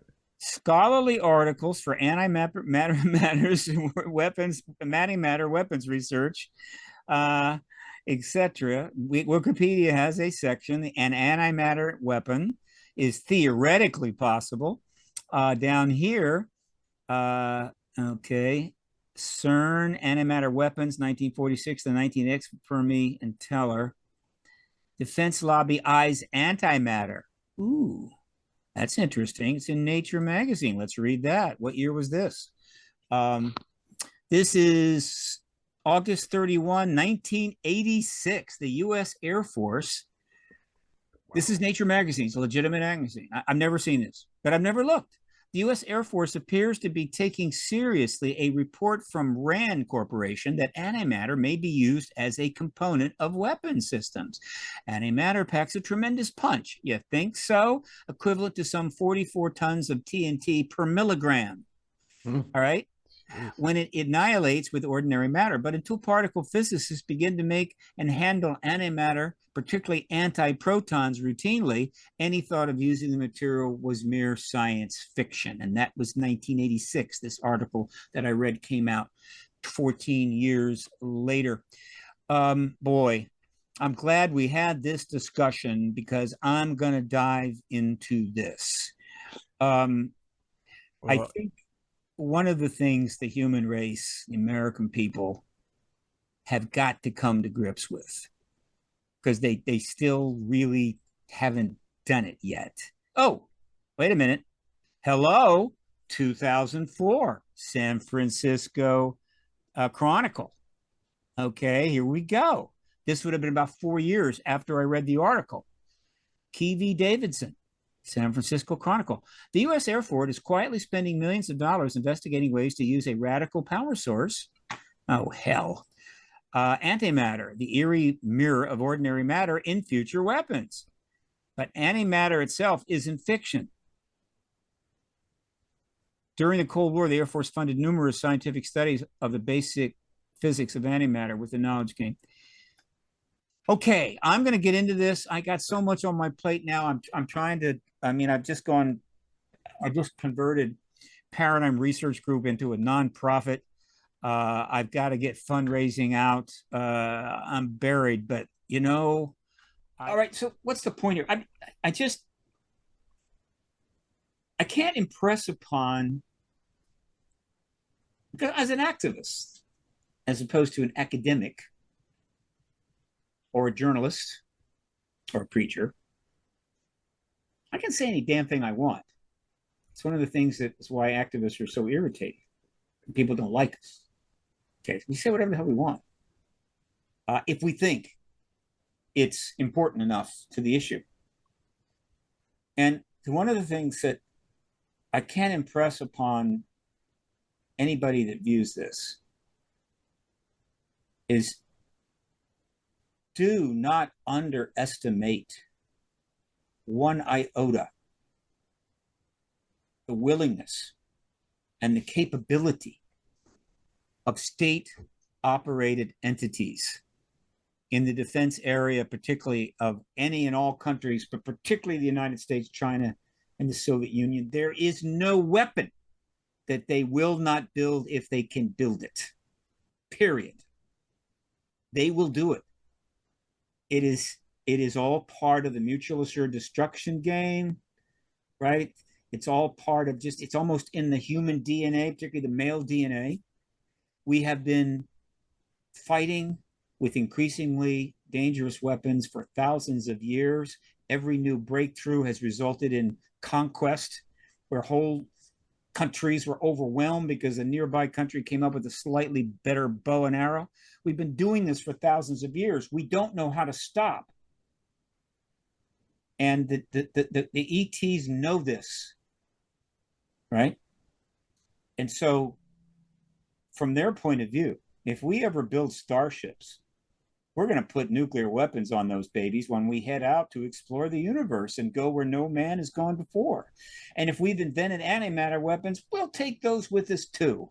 The kind that can blow up an entire moon, just something like that. And that's why they're engaged. I think that's why the engagement has gone to the level it has. It has to do with our weapons development, our science, the danger we are to ourselves, and the coming danger we are literally outside of our solar system because we're closing on an interstellar drive.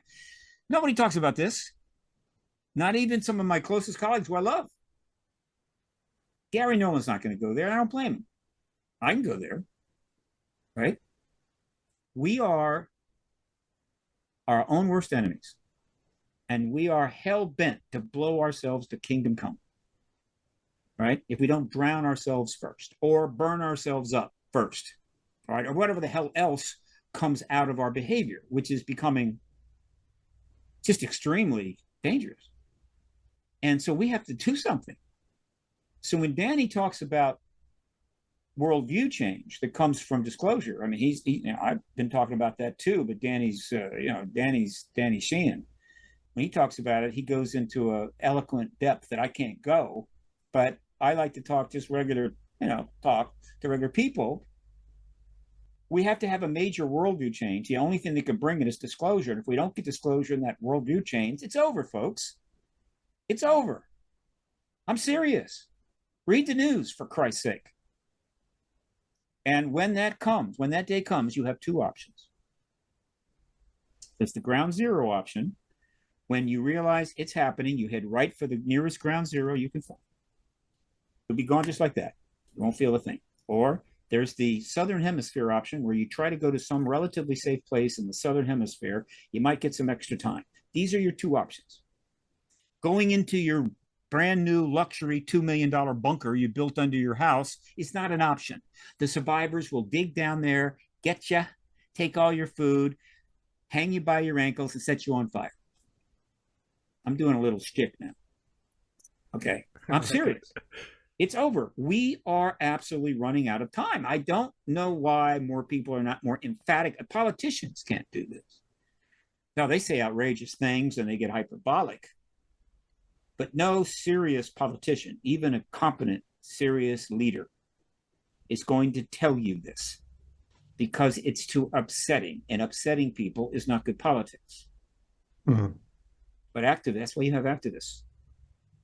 We live to upset people. We do. right? We start by upsetting the government. Then we start upsetting the people that support the government's policy. And if we get really obnoxious, we upset everybody. Well, I respect that role because you're acting as a catalyst for change. Yeah, that's the way change comes. I can imagine a world where change could be much more comfortable to do and more effective and more often, but that's not the world that we evolved out of and into. We're at a absolute. I'm sure that many people have said this in their time, in 1742. This is the most incredible transition the human race has ever gone through, right? Whenever, because there was, I don't know, somebody invented something, or there's a revolution in Paris, whatever that. I get it. I'm sure they all thought it was a big deal. This is the big deal. This is it, right? And that's why the ETs are all over the place, doing the things that they do for reasons we still don't fully know, but we can guess at. In part, it sounds like they're terrified of us to terrified reach their level. Yeah, like if the humans who have the nukes and potentially antimatter weapons should then go out into space, and that's what I mean. Like we potentially were a threat to them. Well, they're not terrified of us because there's no way in hell that's going to happen. Right? They're not going to let that happen. So we're not a threat to them. We could become a potential threat if we solve the star travel problem. But even then, right? No. We can build the starships, they'll blow them up. We can build 1,000 of them, they'll blow all 1,000 of them up. They don't need to do anything else. We could go down under the ground, get way down there. We're going to build a starship underground, then we'll haul it up and launch it. They can find it. They're ETs. They've been around thousands of years longer than us. So we're not a threat to them at this point. But as we get closer to starships, yeah, we are. And that's not going to happen. And that's why there's this connection. Because if it's not going to happen, I mean, one course of action ETs have is like we would build this wonderful starship and it's looking very nice and it's sitting out there at some spaceport in New Mexico. And then one day you get up and you go, and it's nothing but a bunch of melted junk. And you're going to say, "What? Who did that?" Right? What? That's very irritating. So then we build another one, and the next day it would be melted junk. They could do that, right? But that would be kind of upsetting. Why are our starships being melted before we can launch them into space and go where no man has gone before? Well, ICBMs have certainly been switched off and deactivated by them. It turned off nukes, but when it comes to starships, they'll just melt it. So that would be kind of low class. It's not cool. So what you do is, before this somewhat dangerous society is able to leave the solar system, and I don't mean the Voyager, right, which sort of left us. It's not really a threat. The Voyager is not a threat to them. But when they figure out how to get from star to star, even if it's in a few years, you can't let that happen. And so you have got to engage them, and there's a way to do it that's, I think, constructive. How do you engage a society that's been doing this for all these years? Used to engage them, or somebody did thousands of years ago, but that was then. This is now. Is there a way to do it that's responsible? Is there a way to do that's got some ethical aspects to it? Well, you'd show yourselves a lot. You'd let yourselves be seen. If you're doing some work that you have to do, you wouldn't fully be covert on that. Most contactees, I think, have blank memories, but many don't. Apparently, the ETs don't care, right? There have been many crashes. Do the ETs come and get the ships back? No, they don't. They put crop circles down. I mean, why? Why put crop circles down? I mean, humans do some too, but the ETs do it. And so what's the point of that? For the hell of it? I mean, is this graffiti? You're sending a message, aren't you? So there is a process in which they're, under their parameters, sort of ethically engaging us, leading to something. I suggest that's disclosure, worldwide, global disclosure. Every head of state is acknowledged we're not alone. Stuff is coming out. People are learning stuff. Everybody's excited. And then open contact. Formal open contact. with authorities, not with just anybody, with authorities, okay? And discussions would take place about stuff, right? And by necessity, these discussions would be more successful than the kinds of diplomatic discussions that we have down here on the planet, which right now pretty much don't go anywhere, if they're even held at all. No, these would be productive, because the ETs are, well, ETs. And so where does that go then? I mean, why would we have open contact? Why go there? Why get there at all? Just okay, finally you've acknowledged we're here, and so you got us, so let's talk. Now, why have they helped accelerate that? Why have they been collaborative in a sense on this and ending the truth embargo? They have a reason. What is their reason? This is what I spend my time thinking about. The ETs don't tell me anything, but they have told a lot of contactee stuff, and it seems to center on future destruction of us by us. Okay, fine, but what the ETs don't hear, as far as I can tell, they don't get a message about potential destruction or threat to the ETs. That doesn't necessarily mean anything. It may not be relevant, frankly, in terms of dealing with an individual. But we will become a potential threat when we get star drive, and I think we're pretty close, in which case the matter has to be resolved. And they can just clandestine come down and melt our starships in the middle of the night, do that over and over again, which is kind of crass. Or they can open dialogue, get into contact with, and have a little discussion with the humans, you know, these very, very proud humans. Most of the leaders are men, though increasingly more women, thank God, are getting into leadership. So maybe they're talking to, there are plenty of women heads of state. They're talking to them, saying, look, we've been watching you, and, you know, kind of dangerous. And now you're getting very technologically sophisticated, and you're getting to the point where you could head out inside your solar system. And I'm sorry, but you're not bringing weapons with you. The galaxy is not a free carry zone, at least not the zone that we're in. And so we're going to have an arrangement here. And the people are going, arrangement? I mean, what would that be? Well, you have to get rid of the nukes. And that would include antimatter weapons if you got any of those. You got to definitely get rid of those. And we don't want to get rid of our nukes. We like our nukes. We don't want to give up nukes. They say, look, if you keep them, you're going to blow yourselves up. So right there, all right? And if one nation is holding on, thinking that one day they're going to get a little extra edge and they're going to do a first strike and they're going to destroy everything else, and then they'll be the great nation of the planet. We spit on your nation, right? Right? We travel the stars. You're just a little nation on this planet amongst a massive galaxy. You're so unimportant, it's not even funny. And so if you're going to blow up the planet so your nation can reign for a couple of 100 years before you die from your own outcomes, you're really not thinking clearly. And so you need to get rid of the nukes. Now, if you get rid of the nukes completely, then you can build your starships and come on out and hang with us.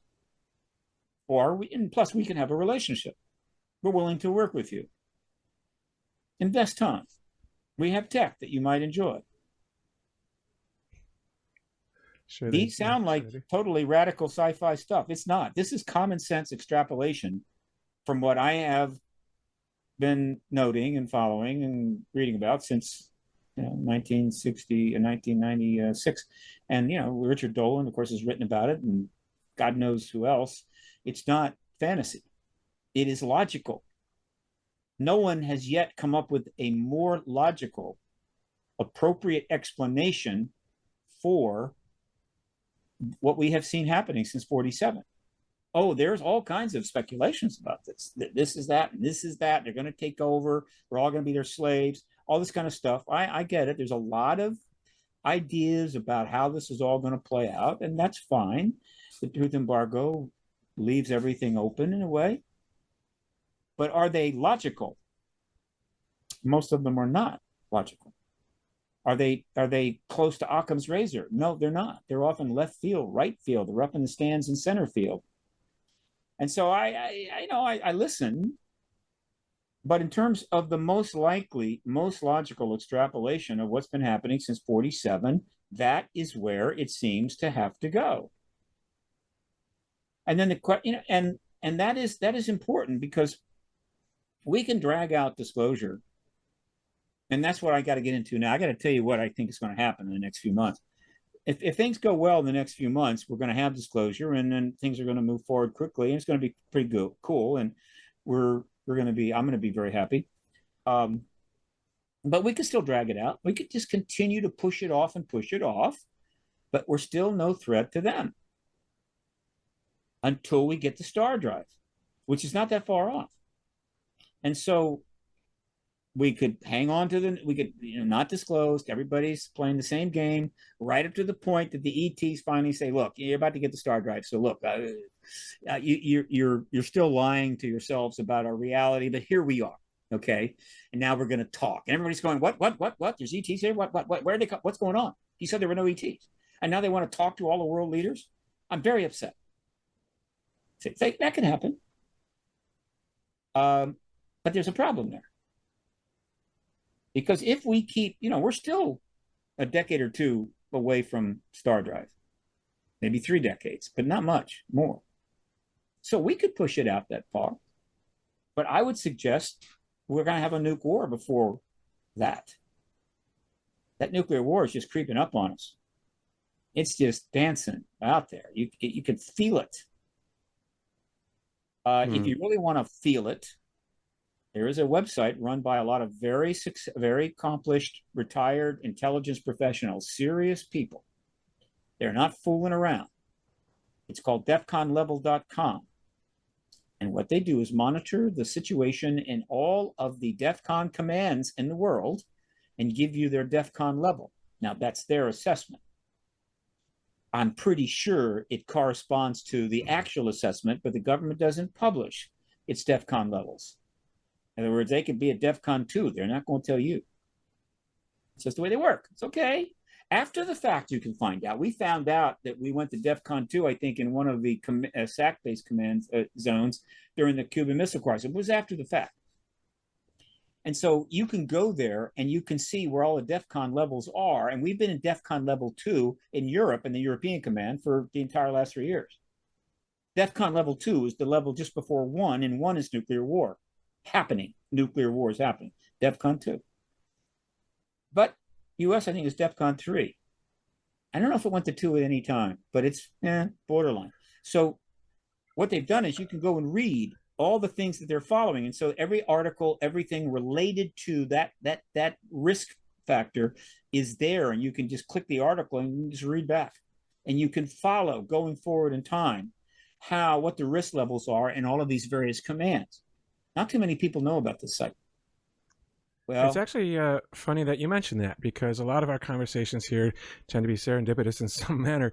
It was just a couple of days ago, actually. I'm also part of the MADAR network. I don't know if you know who that is, the Multi-Anomalous Detection and Recording Alert System, in addition to MUFON. But one of the folks from the MADAR network recently, just a couple of days ago, said that they had reason to believe that the DEFCON level had raised up, and that we should sort of be on the lookout for an increase in UAP activity to potentially correlate with that.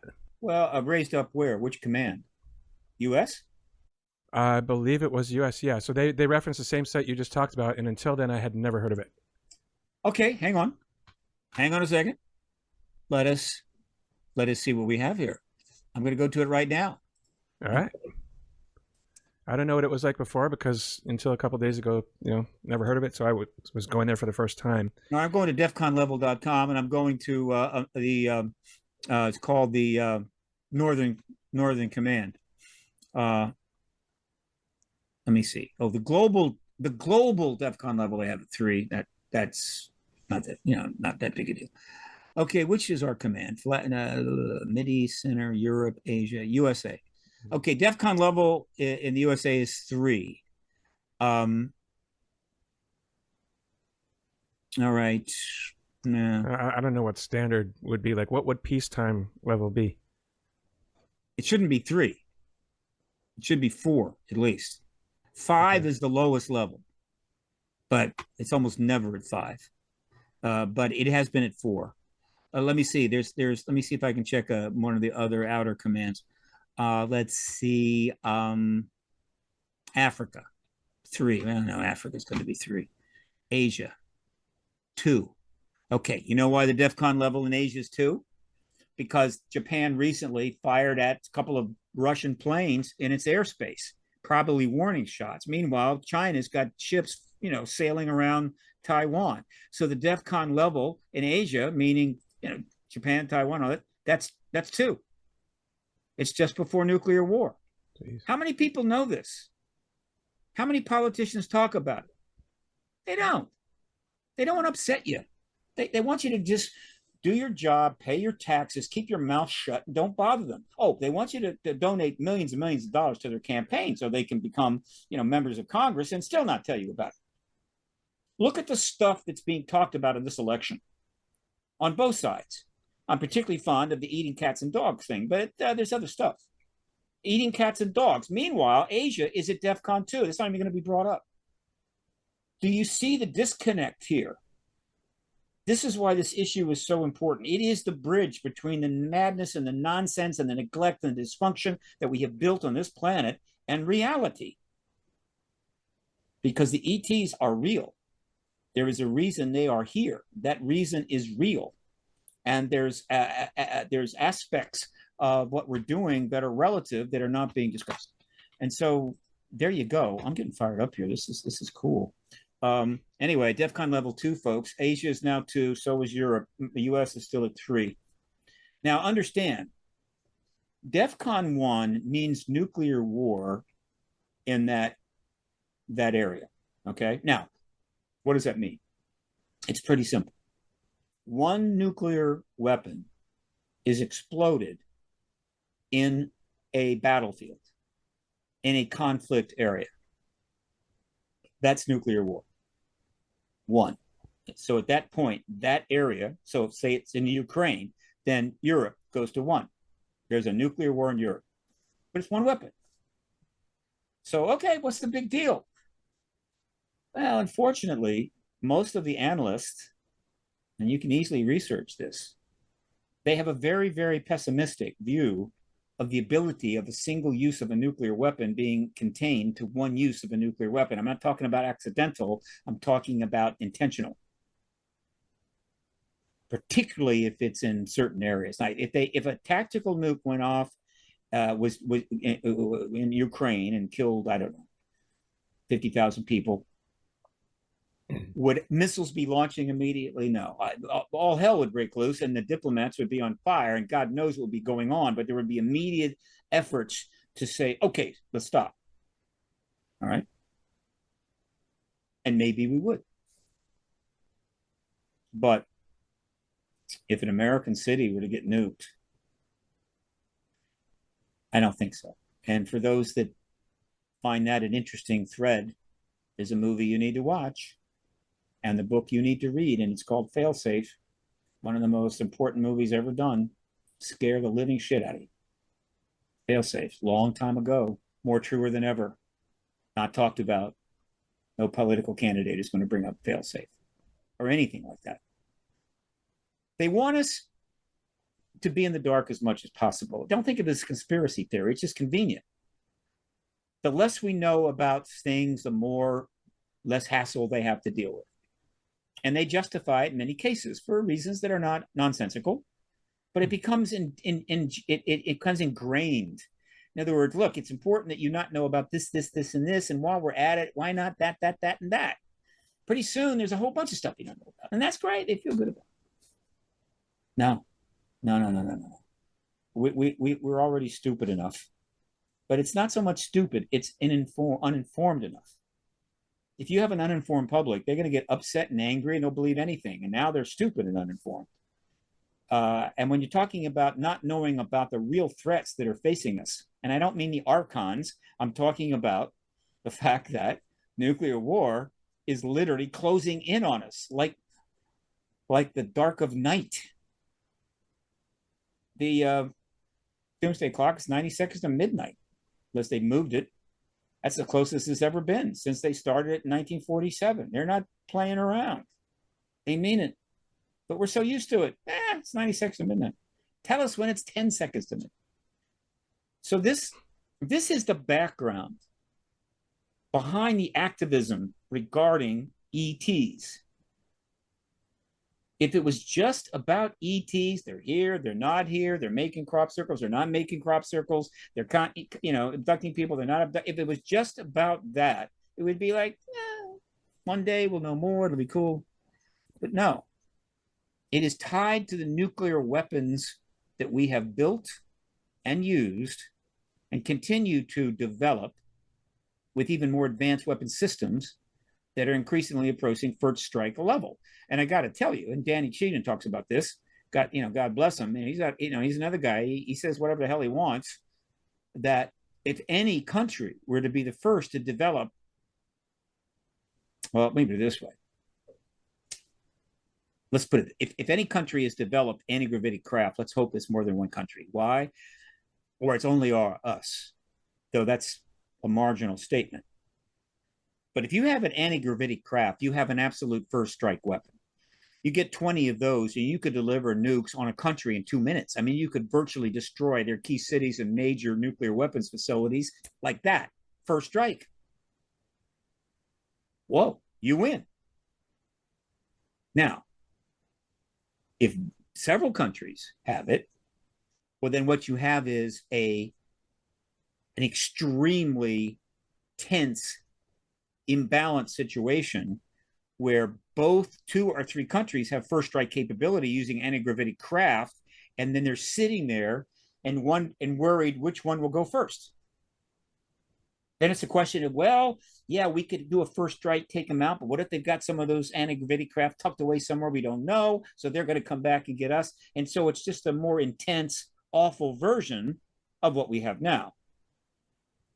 That is what our Defense Department has been dealing with from early on. So when people get all riled up and screaming at them and saying how awful they are, and they really are, they have some real serious concerns here that are not discussed because there are no ETs. So who wants to listen to somebody discuss the risk of first strike weapons from ET re-engineering? There are no ETs. So what the hell are we talking about? So you see the conundrum. This is what's going on now. Now, you want me to give you my projection for the next 3 months? Yeah, please. Yeah, that would be great.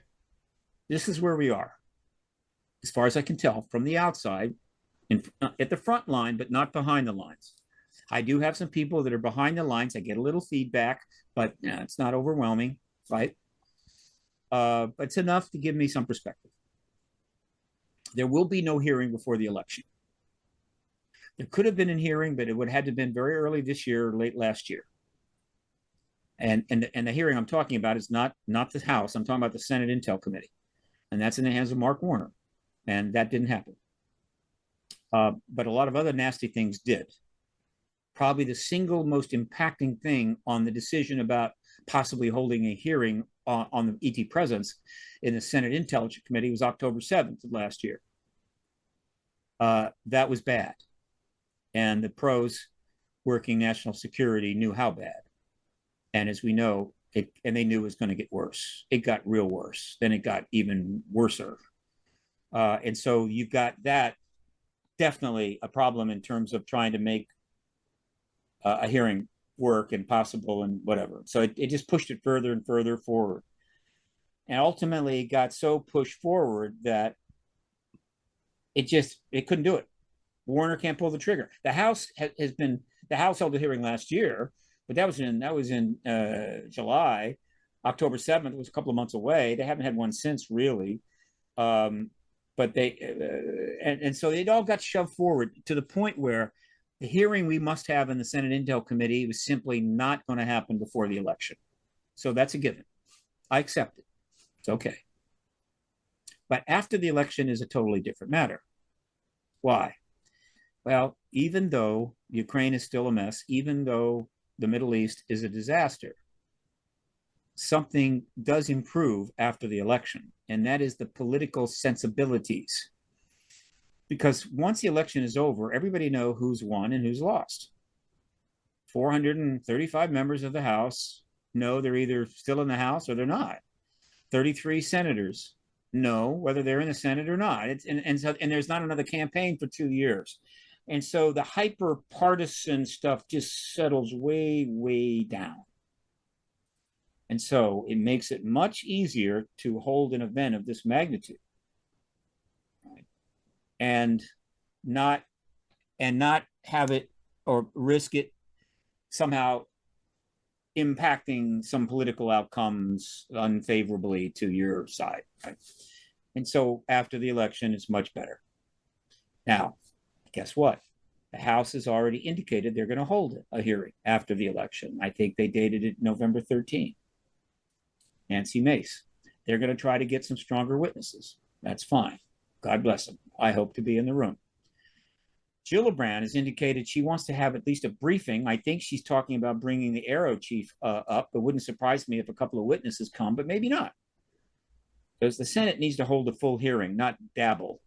But I could see her having a briefing come from the new AARO, who's probably going to be asked what he thinks of the AARO report study, in which case I don't want to be in his shoes. Okay, but there will be a briefing.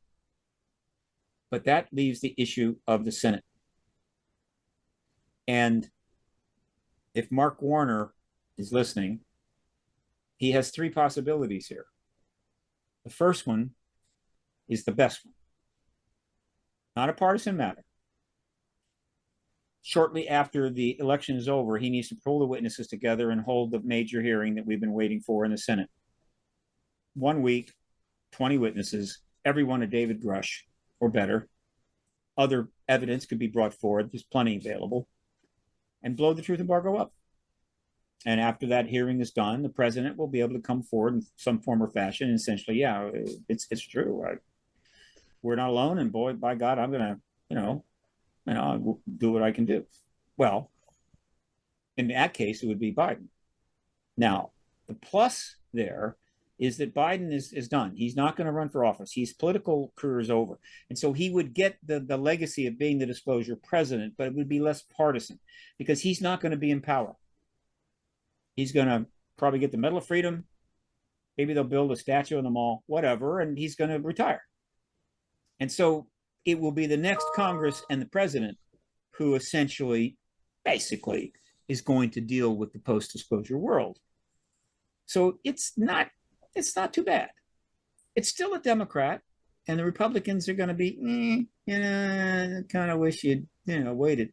So I think that's the best choice. And he's got between November the 3rd and January 20.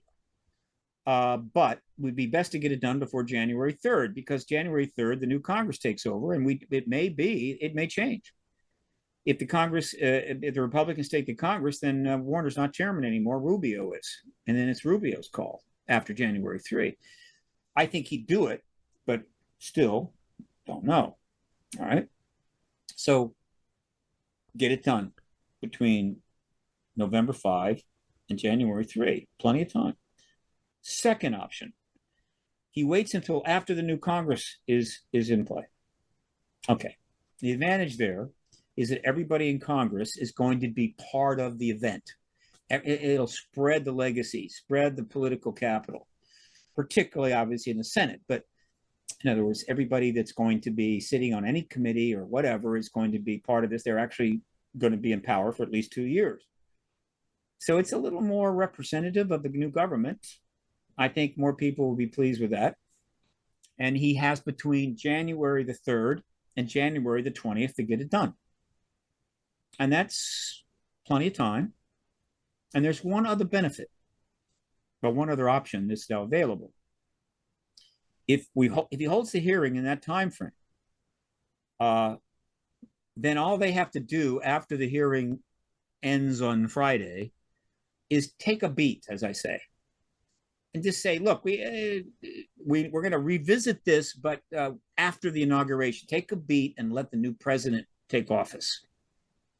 And thus the new president will essentially be the disclosure president. That and the new president will be the one that based upon the results of that hearing and what everybody is pretty much saying all over the country, yeah, we're not alone. Apparently we have tech, we have bodies, and we're going to get that out to you. We have some legislation, there's more coming, whatever. It's all going to come out in time. And we're in the post-disclosure world.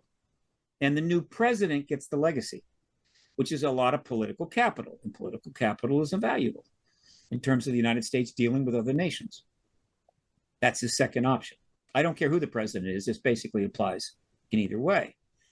The third option is to wait until after the election and do it February.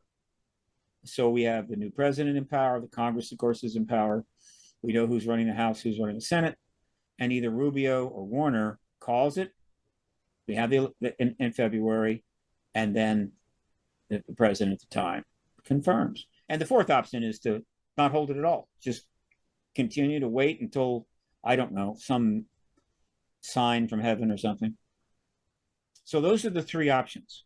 The first one is best. The second one is not best, but good. The third one is okay. Not doing it all would be catastrophic. So that's my projection of what to expect. Now, in the meantime, plenty is going on, right? As I say, going to be a House hearing, probably a briefing at least in the Senate with Gillibrand.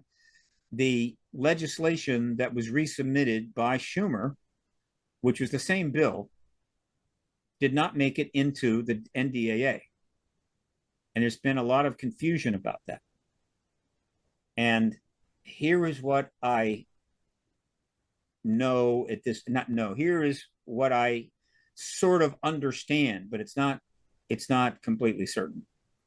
One, there was rumors that Rand Paul was going to block this, because what Schumer and Rounds did this time around is basically the total same package, but they didn't submit it in the same way. It came in as an amendment, I believe. It was an amendment, not an act, and whatever. The process of getting into the NDA was not the same as last time. And because of that, it was exposed to the potential for a filibuster. The nature of the rules are that a single senator could block, depending. I think it had to be a ranking member of a committee. And the rumor was that Rand Paul had done this. I'm pretty sure now that did not happen, and he was. It got in the internet. I, in fact, jumped in on that. I was wrong, made a mistake. I've apologized publicly, at least on the internet, to Rand Paul. So it wasn't him. Then the next thing I learned was that the bill was not submitted in time because there's a deadline.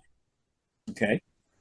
I feel more confident about that than I do about the Rand Paul thing, which I think is definitely not true.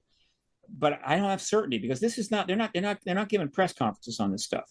But I believe it wasn't submitted in time, which means that a mistake was made. Maybe a deliberate mistake, but a mistake. They did not make it in time. And then the third thing that's in play, but it's just in play, is that it wasn't Rand Paul that it made it clear he was going to block it, but it was Mitch McConnell. Don't know. I don't know. Now, what's interesting about that is a Mitch McConnell indicating he would block that bill going into the NDAA is a way different matter than Rand Paul. And so if it was in fact Mitch McConnell that was threatening to block it, and I don't know that, though it's out there, but again, I'm saying this is a rumor. I'm not trying to state as a matter of fact, only to make a point.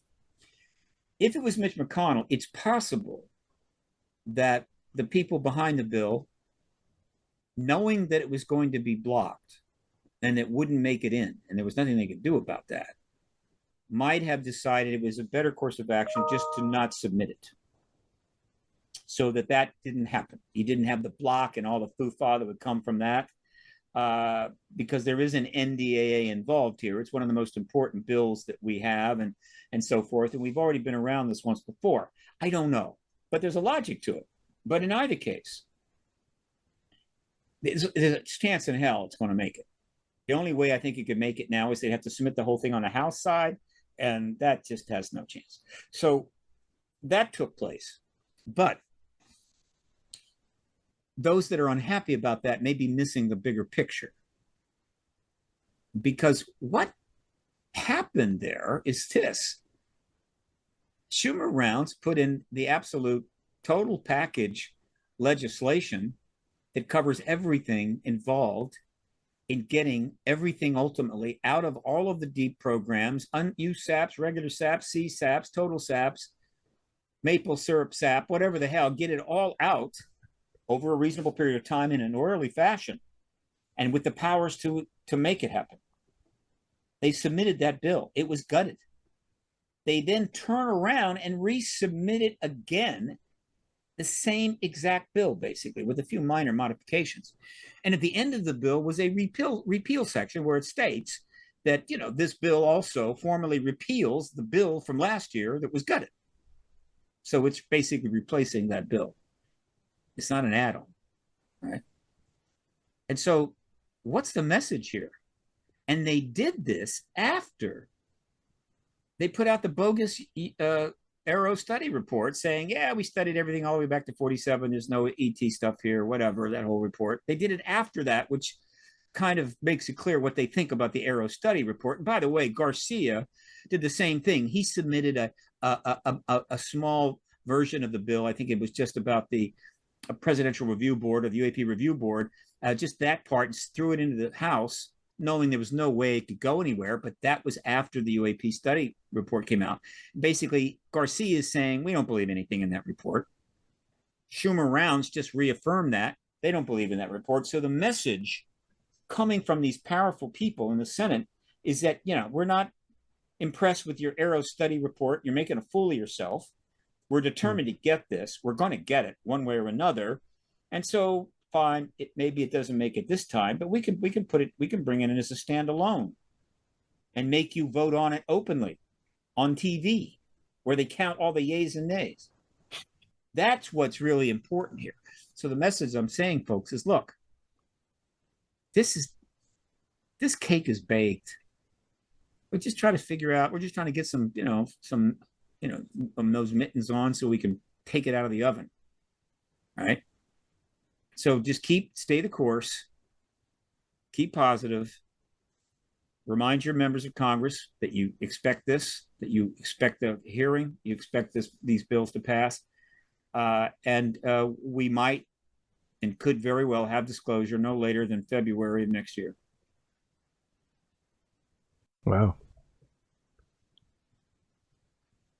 Well, that's like I said before, what a time to be alive, right? I mean, it's history in the making, quite frankly.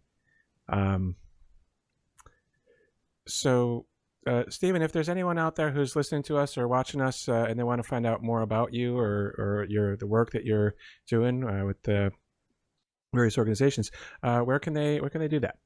Can I share some websites? Absolutely. Okay. First of all, the New Paradigm Institute.org. Look, this is the leading think tank in the world on this now. It needs millions more dollars. So you rich people out there that actually would like to see the world improve and possibly survive a little longer, you may want to fund it. If you just gave $10 million to a candidate that loses the election, what's your value return there? Give $10 million to the New Paradigm Institute, and you've created a massively important, positive entity to engage the post-disclosure world. So newparadigminstitute.org, check it out. The HollywoodDisclosureAlliance.org. HollywoodDisclosureAlliance.org. I founded that along with Dan Harari back in November of last year. It is simply a nonprofit 501c3 networking entity. Doesn't do business. It simply networks people together to create content. We have UAP founding members, we call them, and we have Hollywood founding members. The Hollywood founding members is anybody in the professional content creation business, and then they're pros. They know what they're doing. UAP members are people that have some substantive time and grade on this issue. We're up to 174 members. We'll be at 200 by the end of the year. Projects are happening. Deals are being done. We don't do deals. We help other people get together and do the deals over there. HollywoodDisclosureAlliance.org. ParadigmResearchGroup.org is in the process of, I have to redesign the site. I may have to put up a flash page I'm not sure, but very soon, because I'm now a 501c3 and I've got to convert from basically an activist, purely activist entity to a think tank with some advocacy. And that's a different structure. But this is, after we get disclosure activism is, well, most of it is now done. Now you have to deal with the post-disclosure world, which includes some disclosure activism, because there may be some foot dragging and what have you. But PRG's got to change. And I've got to have funding for that. I mean, I've got several major projects I could do right away, but I don't have any money. I get very modest funding because I wasn't a nonprofit. I operated as a sole proprietorship under the Constitution in order to minimize the government's ability to come in and close me down. But that's not a problem anymore. So paradigmresearchgroup.org is going to change. There's going to be a donation page up. There'll be a GoFundMe. And if I can get even 20, 25,000 together, I've got a really cool project that I could get going on that would happen roughly late January, early February of next year. So that's what's happening with paradigmresearchgroup.org. And I think those are the three major promos. So let me mention that James Fox has got another movie coming out. This one is going to be something. I think it's October 23. It's called The Program. And because all his work that he's done, he has access to so many people. All of the players, I think, are going to be in this. Mellon, Elizondo, probably all of the ones you can imagine are going to be in this film. And it may be his piece de resistance, The Program. That's coming out October 23. I hope it gets huge distribution. I'd love to see it up on the big screen, but that is so hard to do, particularly with this issue. But congratulations to James. He's our premier filmmaker. There's no question about it. He could use some of that Hollywood money, but then couldn't we all? So that's about it for right now. Great. Thank you so much. Really, again, appreciate your time so much and everything that you shared. Can't thank you enough. My pleasure. And also thank you for Sid. everything that you're doing right now and everything that you've been doing for decades, really. It's people like you who literally change the world. I do what I can. I've got colleagues that work a lot harder and accomplish much more, but I have a niche and I like doing it. I love doing podcasts. I call you my podcast army. The podcast revolution was just one more reason why the truth embargo absolutely could not last. I mean, it's just hard to comprehend. And I'm sure they didn't see it coming. But when it finally arrived, it just the idea that they're going to continue to play the games they've played, it's just not possible. And now it's a question of getting out from under it as soon as possible, as gracefully as possible. I appreciate it. But anybody in the Department of Defense that thinks that they're going to squeeze out of this and they're going to be truth embargo going deep into, no, please don't. It's embarrassing. It's over, right? Some of the people in the DOD, they've lost, but they don't know it yet. But I think they'll find out.